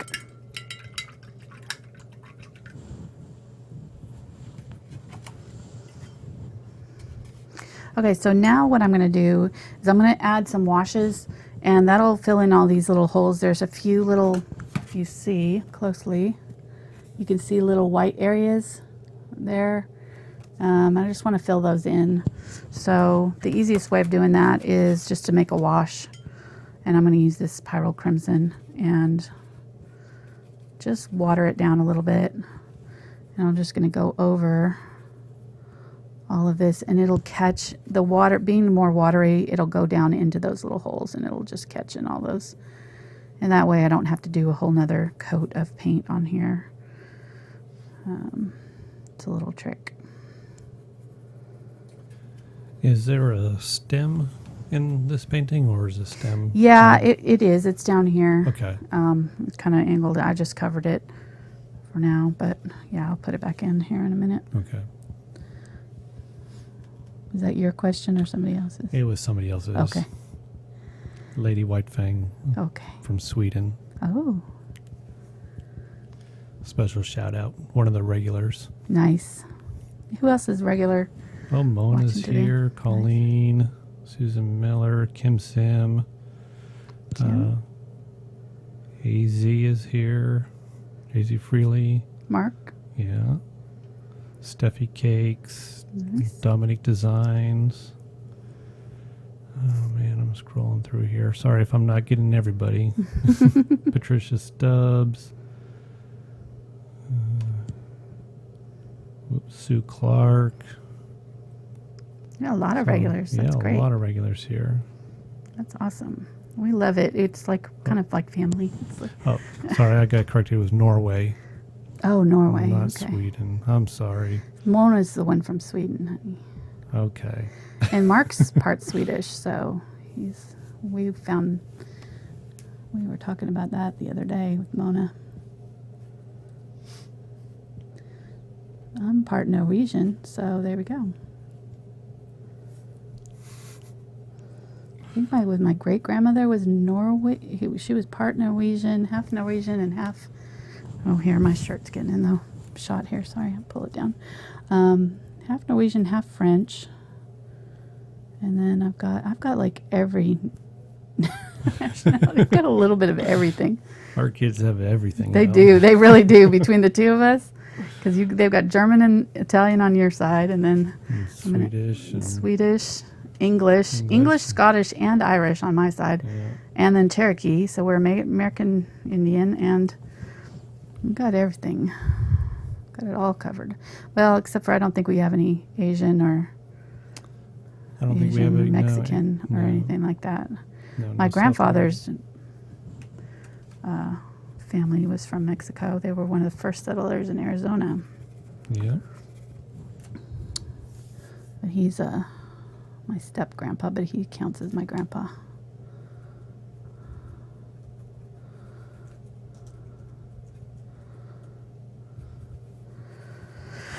All right.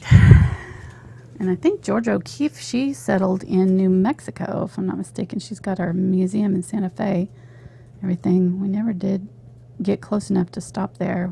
I think the closest we got was Albuquerque when we went through. So that would be fun to go to one day. New Mexico is a beautiful state. Okay, I'm using my lighter color here, and I've got it watered down, and so I'm just adding it over, doing a second coat in places, making sure that I've got it saturated all the way through my canvas, filling in all those white holes. And it'll pump up the vibrancy of my colors too, giving them a second coat.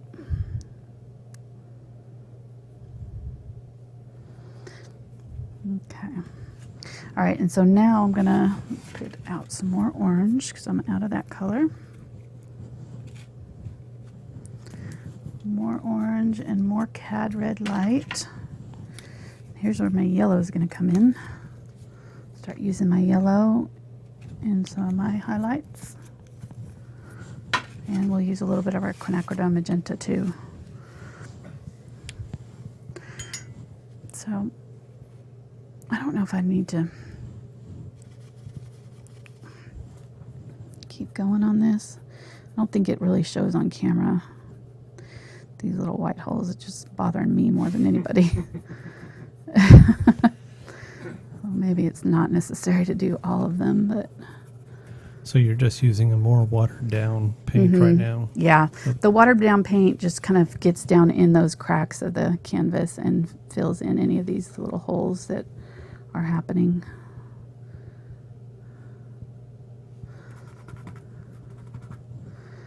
So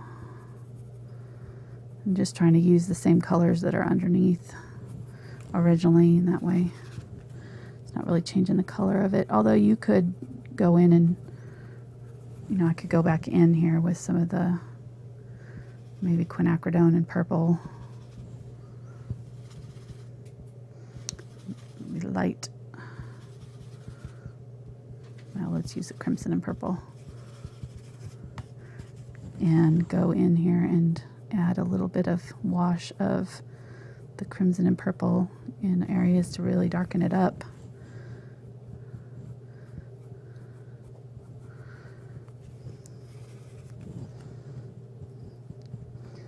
Now that we've got our base colors in, we can adjust the values just by using these washes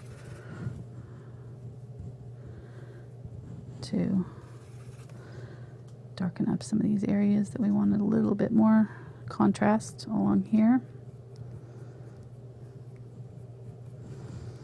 Maybe use the crimson in there. Okay, I think I got most of my white issues settled. It sounded vaguely racist, didn't it? The white canvas showing through. Exactly. Okay, just make sure we're I clear. have no problem with white people. I am one.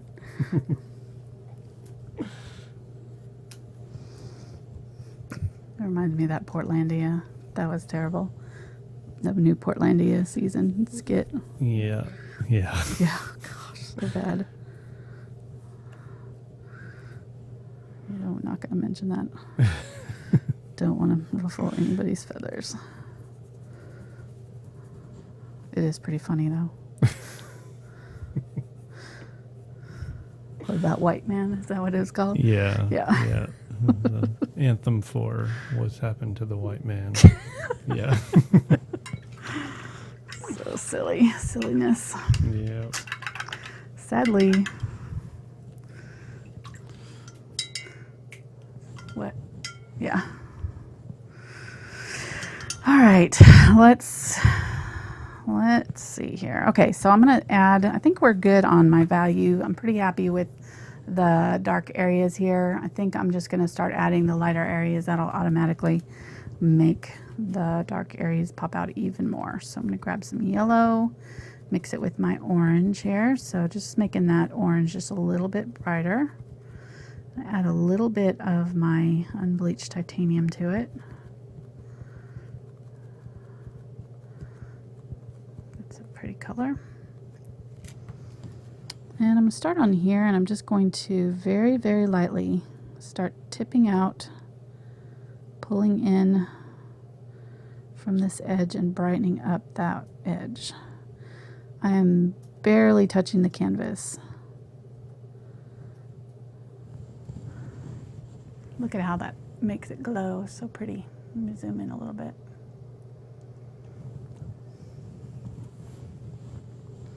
Okay, so I'm going to pay attention to my brightest areas. This whole thing all along here is pretty bright, so just want to add a little bit of this color.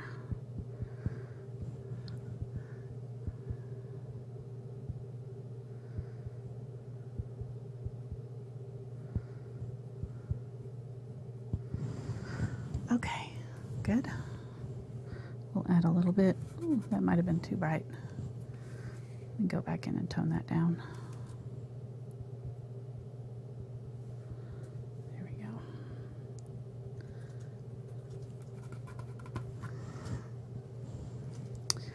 All right.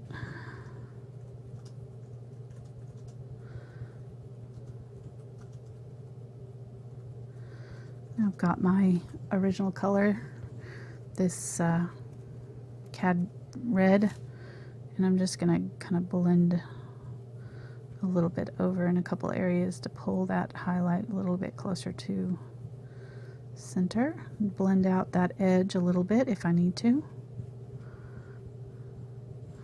So there's these streaks that kind of come in pretty long in some places, so I want to get those in. And they're actually kind of coming this way.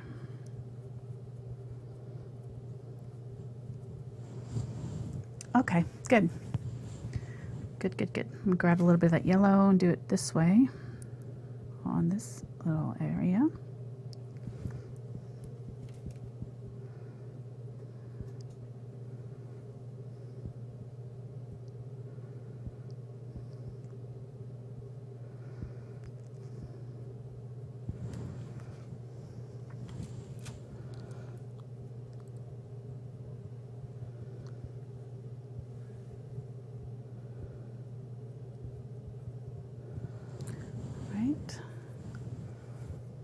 You know, that yellow is such a bright color, it's going to pop it right out at us.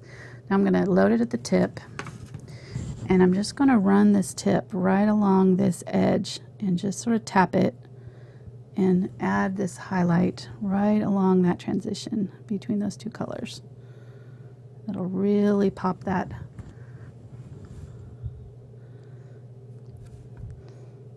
edge forward.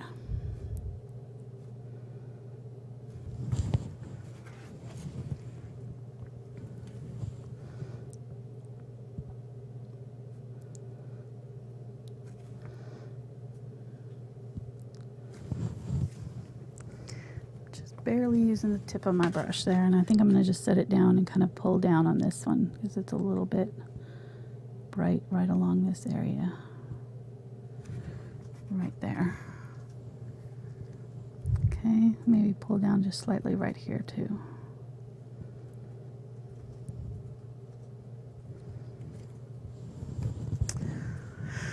Good.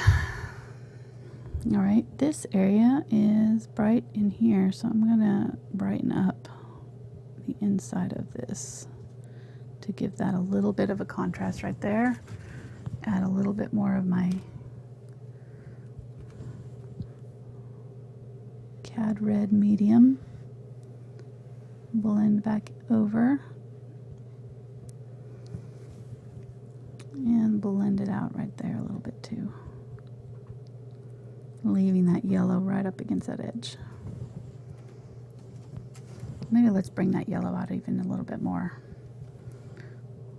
Just grab some orange, do a little bit of that color coming down right there from that tip.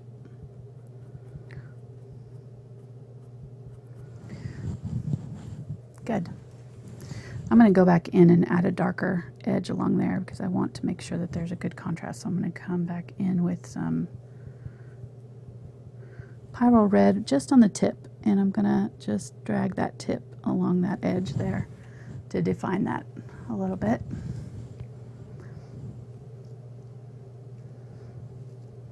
Yeah, that's looking all right. So let's blend that red up in to this area.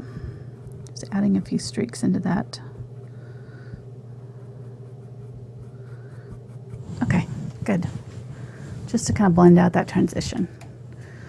All right, so now I'm going to add some of this yellow, orangey color. Let's do a highlight right along here. Come down there, maybe another one here. If you look at your picture, there's kind of areas along this outer edge that are a little bit lighter than others, so you can kind of choose those areas to pull your highlights down from. I'm going to add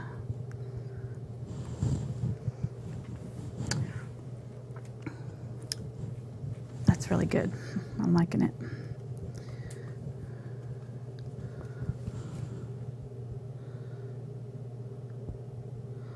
Sounds like I'm bragging, but it's actually, I'm one of my hardest critics, so if I'm like in the middle, especially this kind of thing, it's like, I'm like, okay, I'm good. I'm on the right track. It's always a good sign for me.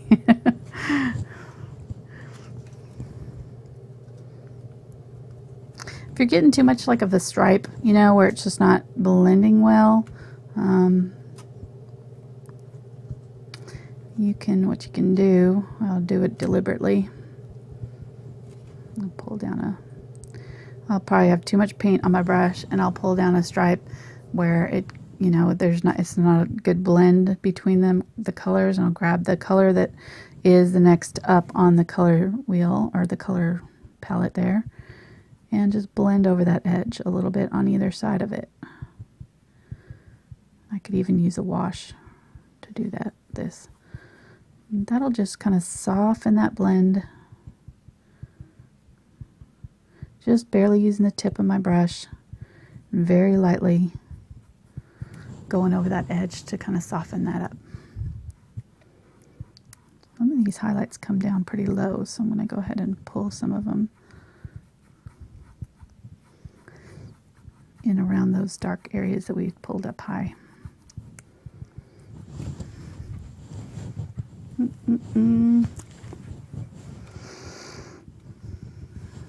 This is really fun to paint, I have to say.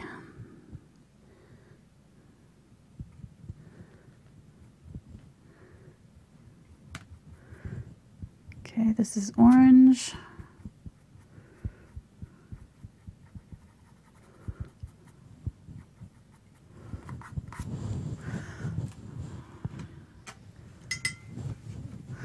Okay, let me grab some of the Pyrrole Red. Now, I'm going to go back over some of this with the Pyrrole Red just to kind of blend out that transition. So I feel like it was going from orange to crimson. So there wasn't any of this transition color in there. So just brighten it up. And let me see. Yeah, maybe a little bit of this right along that edge where this kind of curves around.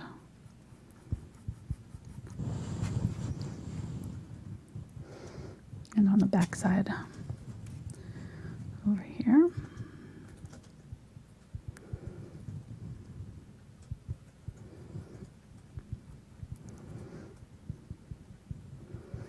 Okay, let's emphasize this highlight right there with a little bit of orange.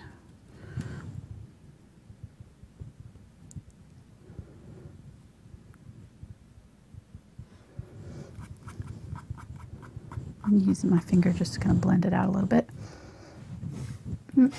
See, just having that little bit of light along that dark edge makes it pop forward at you. So it's a good little trick.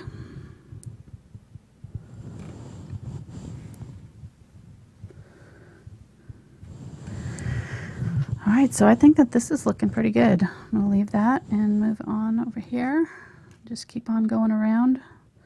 This is pretty orange in the picture. It's a fairly light area, so I'm going to add a little bit more orange over the top of this area to brighten that up a little bit. And I'm going to also add a little bit of orange down in here along this edge. And very lightly pull it up. I'm not going all the way to the corner, but I'm just going to lightly pull it up to emphasize the transition between these two colors.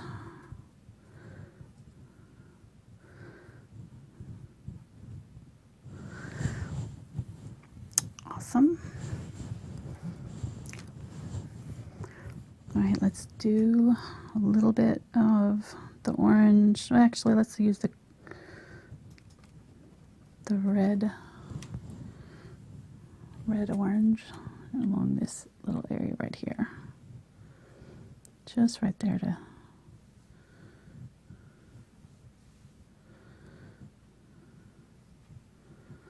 show that transition.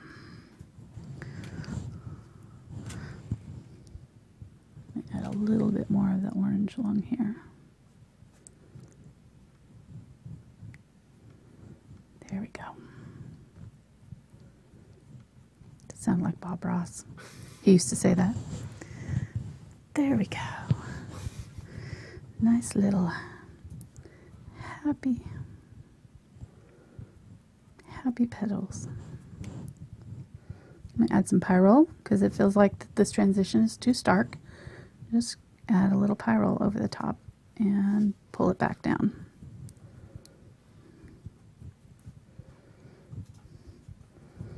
I know I need to come up with my Halloween costume this year. I'm going to be on May and Melody's This Crafty Life Live on Halloween. So, and we'll be adding a bird to the top of our pumpkins that we did a few weeks ago, adding a crow to it. And really haven't come up with a good Halloween idea. I don't know.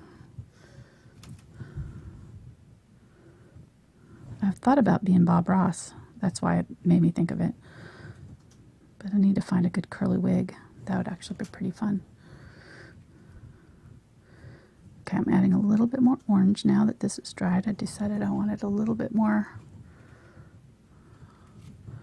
brighter orange. I need to not get too fussy with this because I could spend hours just doing these subtle changes. We don't have hours, do we? We're at 2 hours now. Okay. Yes. Better get cooking here. Oops. I just added a bunch of water right there. All right, so let's work a little bit faster. Sorry.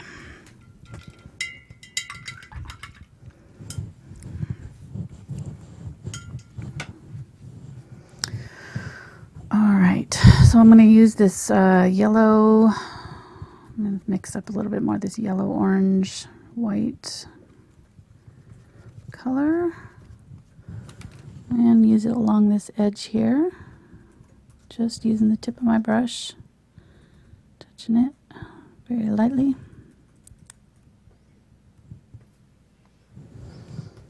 To give it a little bit of highlight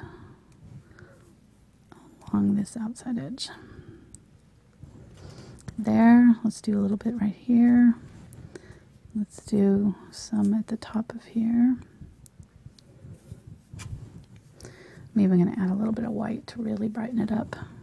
Add a little bit of really bright highlights in a couple places. Pull it down slightly.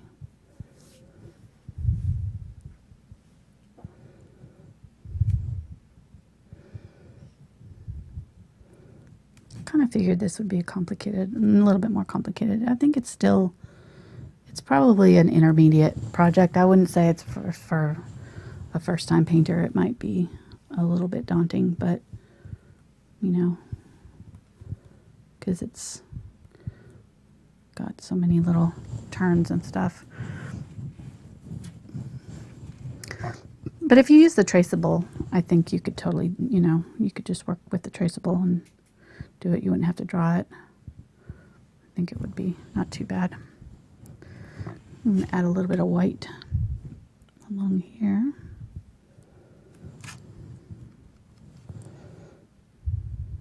Just a teeny tiny bit, not over the whole thing, but just in a couple places. And you might want to switch to a round brush or a liner or something like that to give you a little bit more control. This is being a little bit tricky to get it just right. Added a little bit along this edge.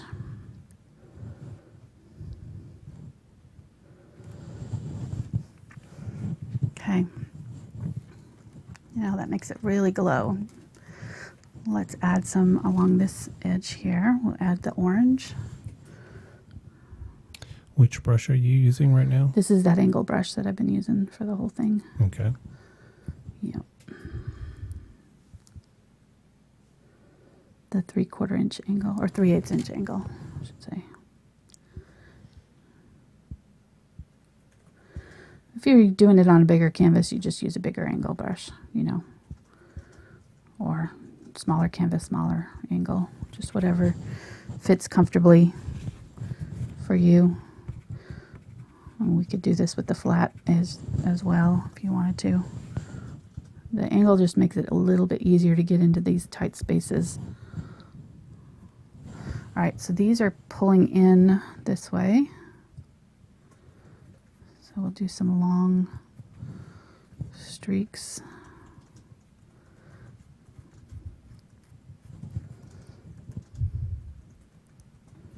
From that outer edge. It's going to look really weird.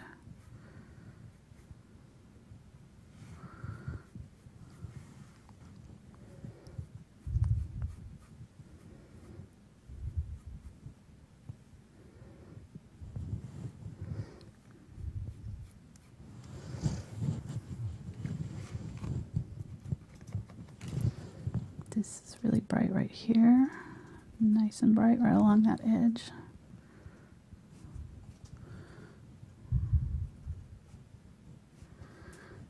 And pulling down. And there's actually the highlight kind of goes along the middle of this one here, so.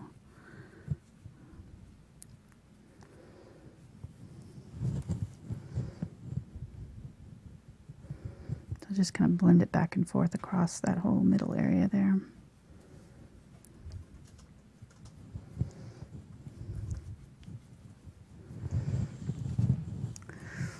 Very good. Now we can soften those transitions with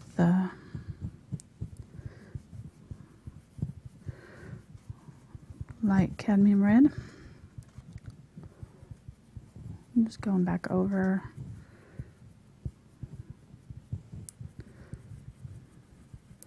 just where those end, just kind of adding a little bit of this color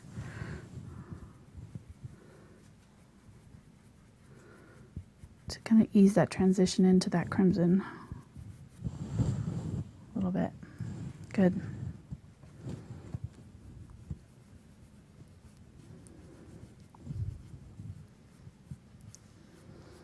And this is all pretty dark, so I'm not going to mess with that any too much. Okay.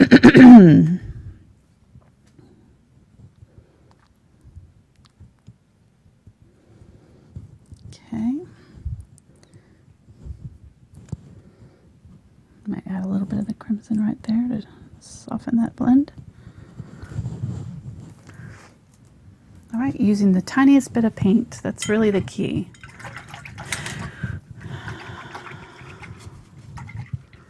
All right, now I'm going to add it. Spray my paint down. Let's add a little bit of pink highlight on this one. This one is not got that orangey tone.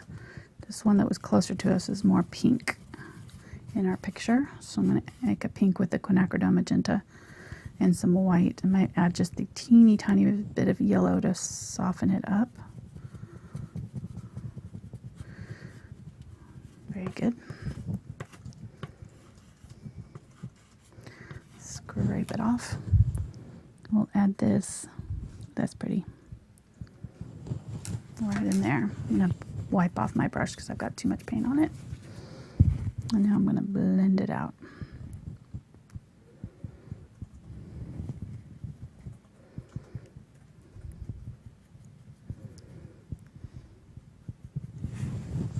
Okay, I'm going to add a little bit of this pink in other places so that it doesn't look like this is the only place it is, because I can see it in my picture in a couple other areas. So I'm going to add it up in here.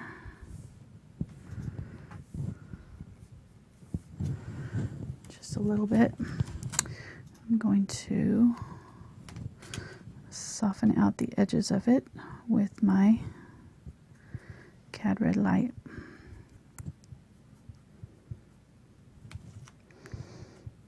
And I actually think I'm going to mix some of the Cad Red Light with it to make a more peachy color. There we go. That's a little bit better.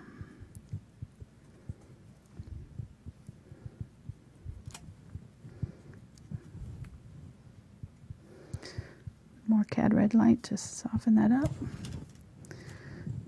And that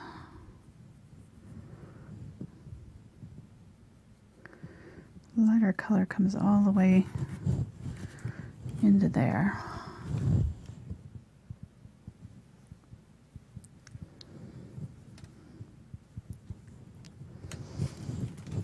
And then it gets darker down here, so I'm going to add a little bit of the crimson down here and pull it up so that it looks like that's folded down a little bit. And just by putting this lighter area in the middle of this petal, it'll make it pop forward for us. There we go. Oops, I'm a little bit off. Sorry.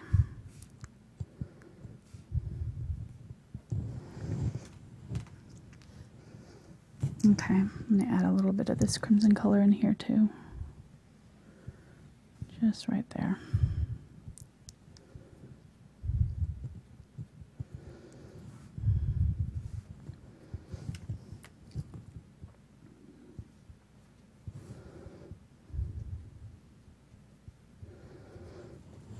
Okay.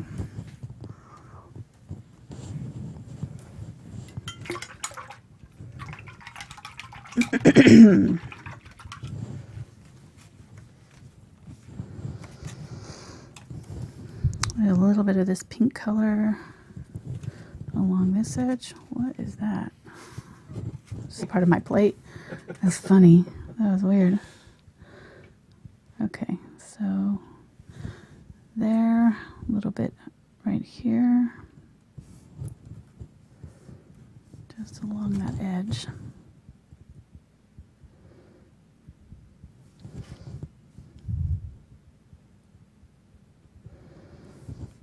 I'm getting really quiet because I'm thinking hard. Sorry. That's okay. I've just been turning up your mic levels slowly. Thank you. As you're getting quieter. The deeper I get into my paintings, the quieter I get. It's like that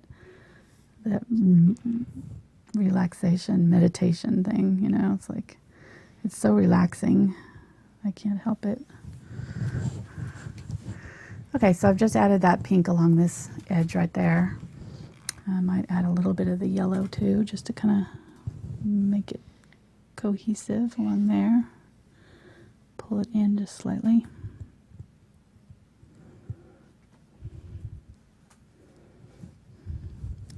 Let's add a little bit of the yellow right here too. Actually, let's just use the orange because it's not as drastic.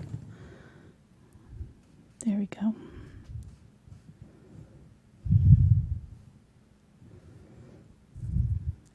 If you're doing this, also one of the things that I'm doing is I'm loading it mostly on the tip of my brush so that the brighter color is on the tip. Makes it a little bit easier to control these transitions. I think I need a little bit of this orange on this one. Just right in there.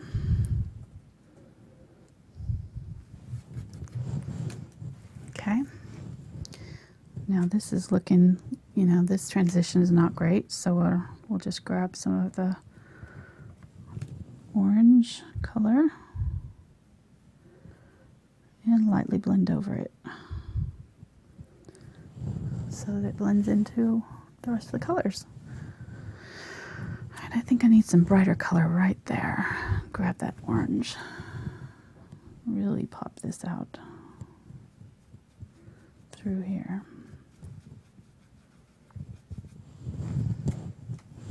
Maybe even of this yellow color, just slightly, just a little tiniest bit of it.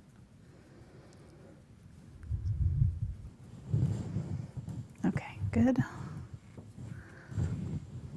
feel like I need some more streaks in this. Use that yellow. My boys are home, they're gonna be like, you said 2 hours. Sorry. Blend it out a little bit.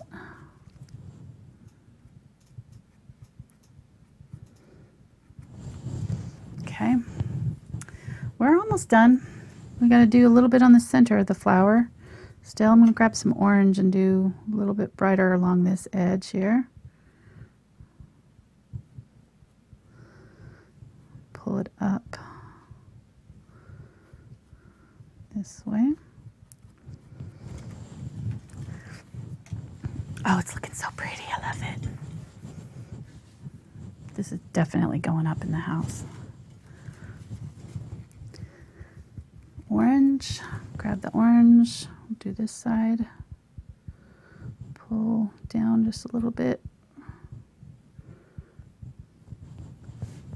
Oops, we're in the corner there.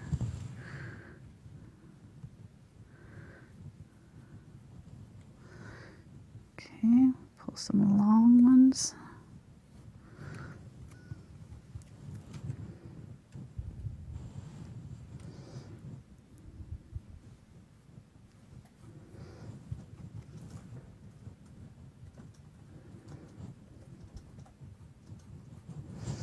Oh goodness, I'm off. You need to tell me, honey. I'm sorry. I looked up and you were on. Mm-hmm.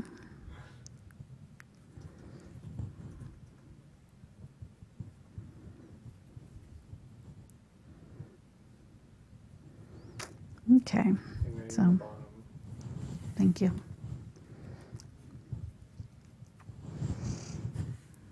All right, we'll add the orange right along this transition. That way it'll make this pop forward.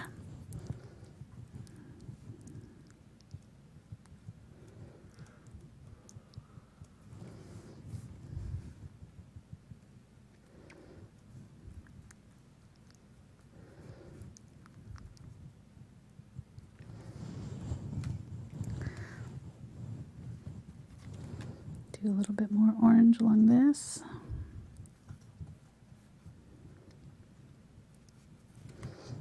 Do some of the next color to blend it back down. The Pyrrole. What are you laughing about? Oh, somebody said maybe you can take a 5-minute break so you can go get something to eat. Yeah. No joke. Sorry, I didn't warn you that this was going to be such a long one today. He's like, I know I'm hungry too. I didn't have lunch. We're almost done. Well, there's been talk in the chat about Thanksgiving because Monday is Canada's Thanksgiving. Really? Yeah. I didn't know that. And so people have been sharing their holiday meals. Do they do turkey in Canada? It's like we do? You had to ask me that, didn't you? Well, I don't know. Well, I Just know wondered. everybody was talking I thought about you said that they were talking about it. People were talking about turkey, and I learned what stockfish is. Stockfish? Mm-hmm. What is that? Let me see. I'm going to add Got some your- dark along this edge so that it looks like it's turned down a little bit. Right here, that might have been too bright. We'll add a little bit of the Cad Red Light. Should just number them and say red 1, red 2. Well, actually, somebody asked at the beginning or suggested to Value put labels on your Oh, on your yeah, yeah. Like I've Ginger. seen that. Ginger does that. Yep, Yeah. she sure does. That is a good idea. I need to do that next time. So you want to know what stockfish is? Maybe. I don't know. Am I scared? Oh no, it's Okay. it's an unsalted fish, usually Okay. cod, that's dried by cold air and wind on wooden sticks. Interesting. And that bit of trivia came from Mona. Nice. Now she claims that she doesn't eat it herself, but I don't care for fish.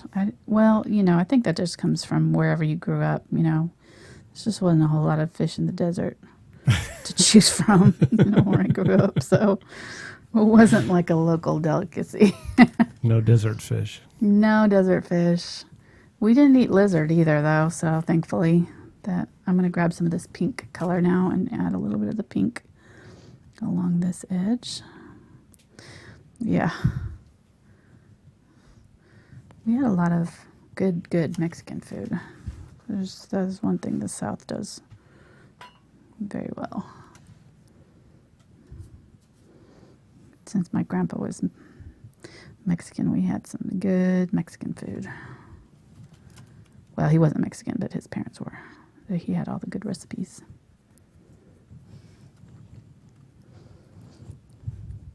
Okay, I'm adding this light pink all along here, and until I figured out what tripe was. Then I didn't like it so well. I ate tripe all through my childhood and did not have a clue that it was what it was. It's tongue. Yeah. So funny. Or chorizo. You don't even want to know what's in chorizo. It is not good. It's all the parts that they didn't want for... hot dogs are just as bad.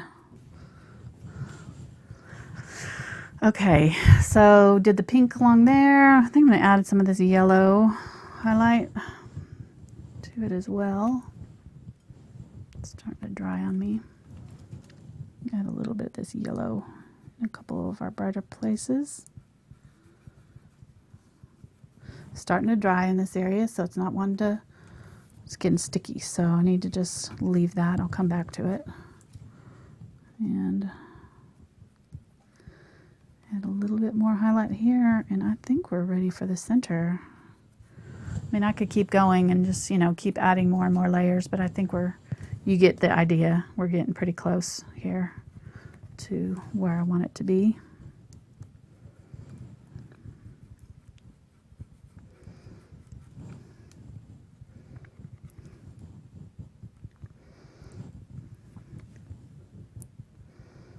Put in your color and then blend out that transition area with the background color. Woo, got some color in there that I didn't intend. It's all right.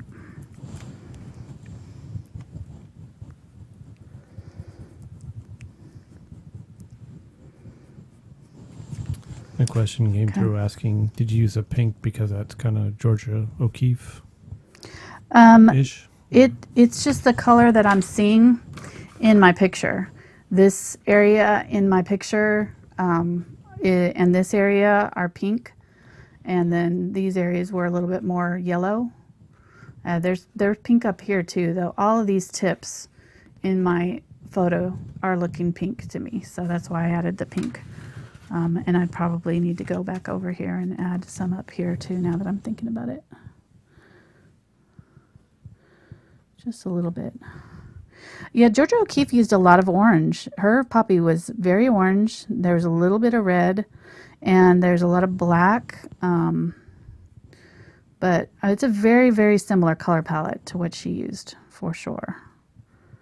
And like I said, my poppy was, these oriental poppies have a lot of orange in them naturally. So I think, you know, it wasn't too hard to match what she did, because I just kind of used the same flower. So she was pretty accurate with her colors. All right, let's do the center and we'll call it good. We need to do the stem too, so I'll do that and we'll make some green out of our ultramarine blue and yellow. It'll make kind of an olivey green color. I think it'll work. And I'm just going to kind of curve this way, so I'm just going to kind of do this. Oops, totally off camera. Right there. Let me see, might be a little bit thicker than that. These are pretty big flowers. They need a big stem to hold it up. Let me see, is that big enough? Let's go a little bit bigger, just slightly. Okay, that's good. All right. And I can go back in once it's dry and add a little bit of highlight if I want to. But I kind of like it. I'll leave it. All right, this is where I'm going to switch over to a number 4 round. And I'm going to use this pink in here in the center as well. And maybe add a little bit more of the magenta and a little bit of purple to make kind of a softer lavender color. A little bit more of the quinacridone to pinken it up. I'm really just looking at the photograph here to get this color. On Georgia O'Keeffe, she did her center a little bit green, so you could use this green instead if you wanted to. And there's this kind of like weird circular thing here in the center that's sort of let me zoom in. Actually, it's probably not wide enough. It kind of comes out. It's sort of flat on the top, so use this shape as your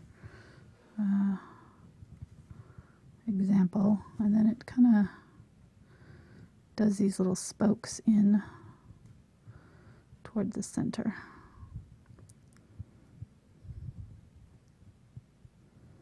And I'll probably go back in and mess with this some more.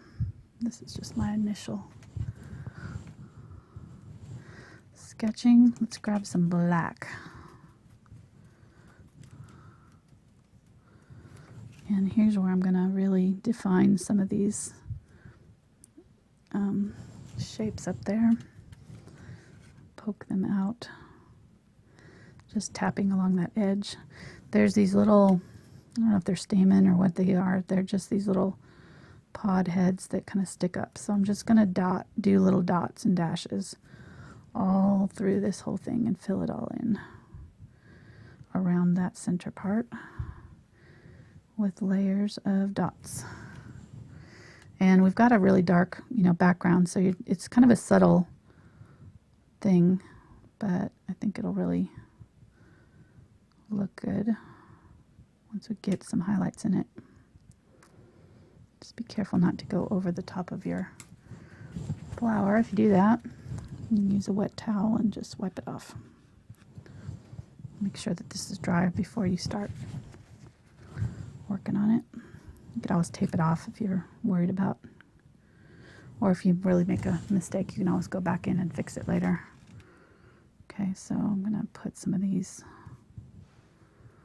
over there and add some of this dark, make this kind of spoke thing happen in the center of this.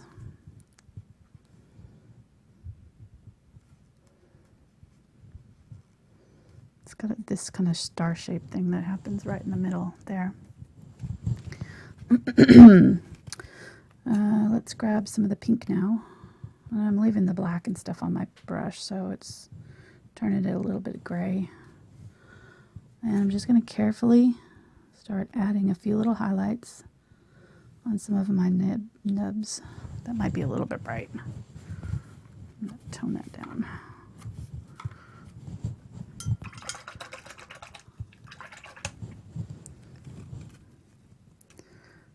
Let's make a color that's kind of in between that purple and pink.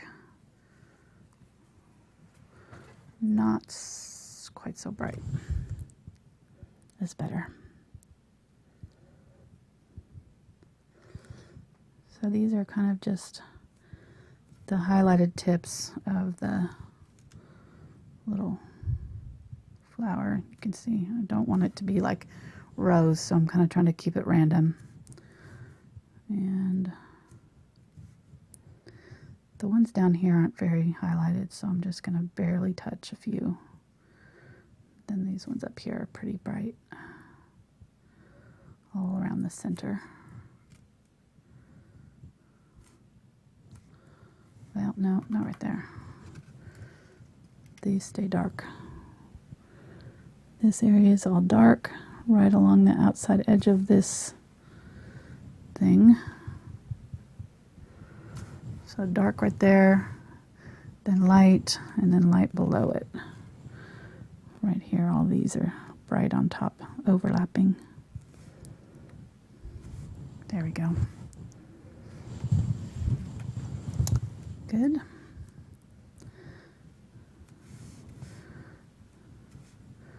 We're almost done here. Let's add a few little highlights of this. I'm going to flatten out my brush now. I'm just going to drag it a few little highlights down toward the center with my highlight color in that center. There we go. I think I'm going to add a little bit of green, even though it's not in my picture. I kind of feel like I want to. So let's add a little bit of it to that center. Wipe most of it off. Let's just add a little bit right in there. Oh yeah, that's good. Just soften up that blend. I like that. Let's add a few just down in here too. Okay, we are almost done, honey. Let me zoom out and see if I like that from far away. Ooh, pretty. Yeah, I think I'm happy with that. Let me add just a little bit more of the black up here. I feel like that part is covered a little bit more than I did. Okay, that's good.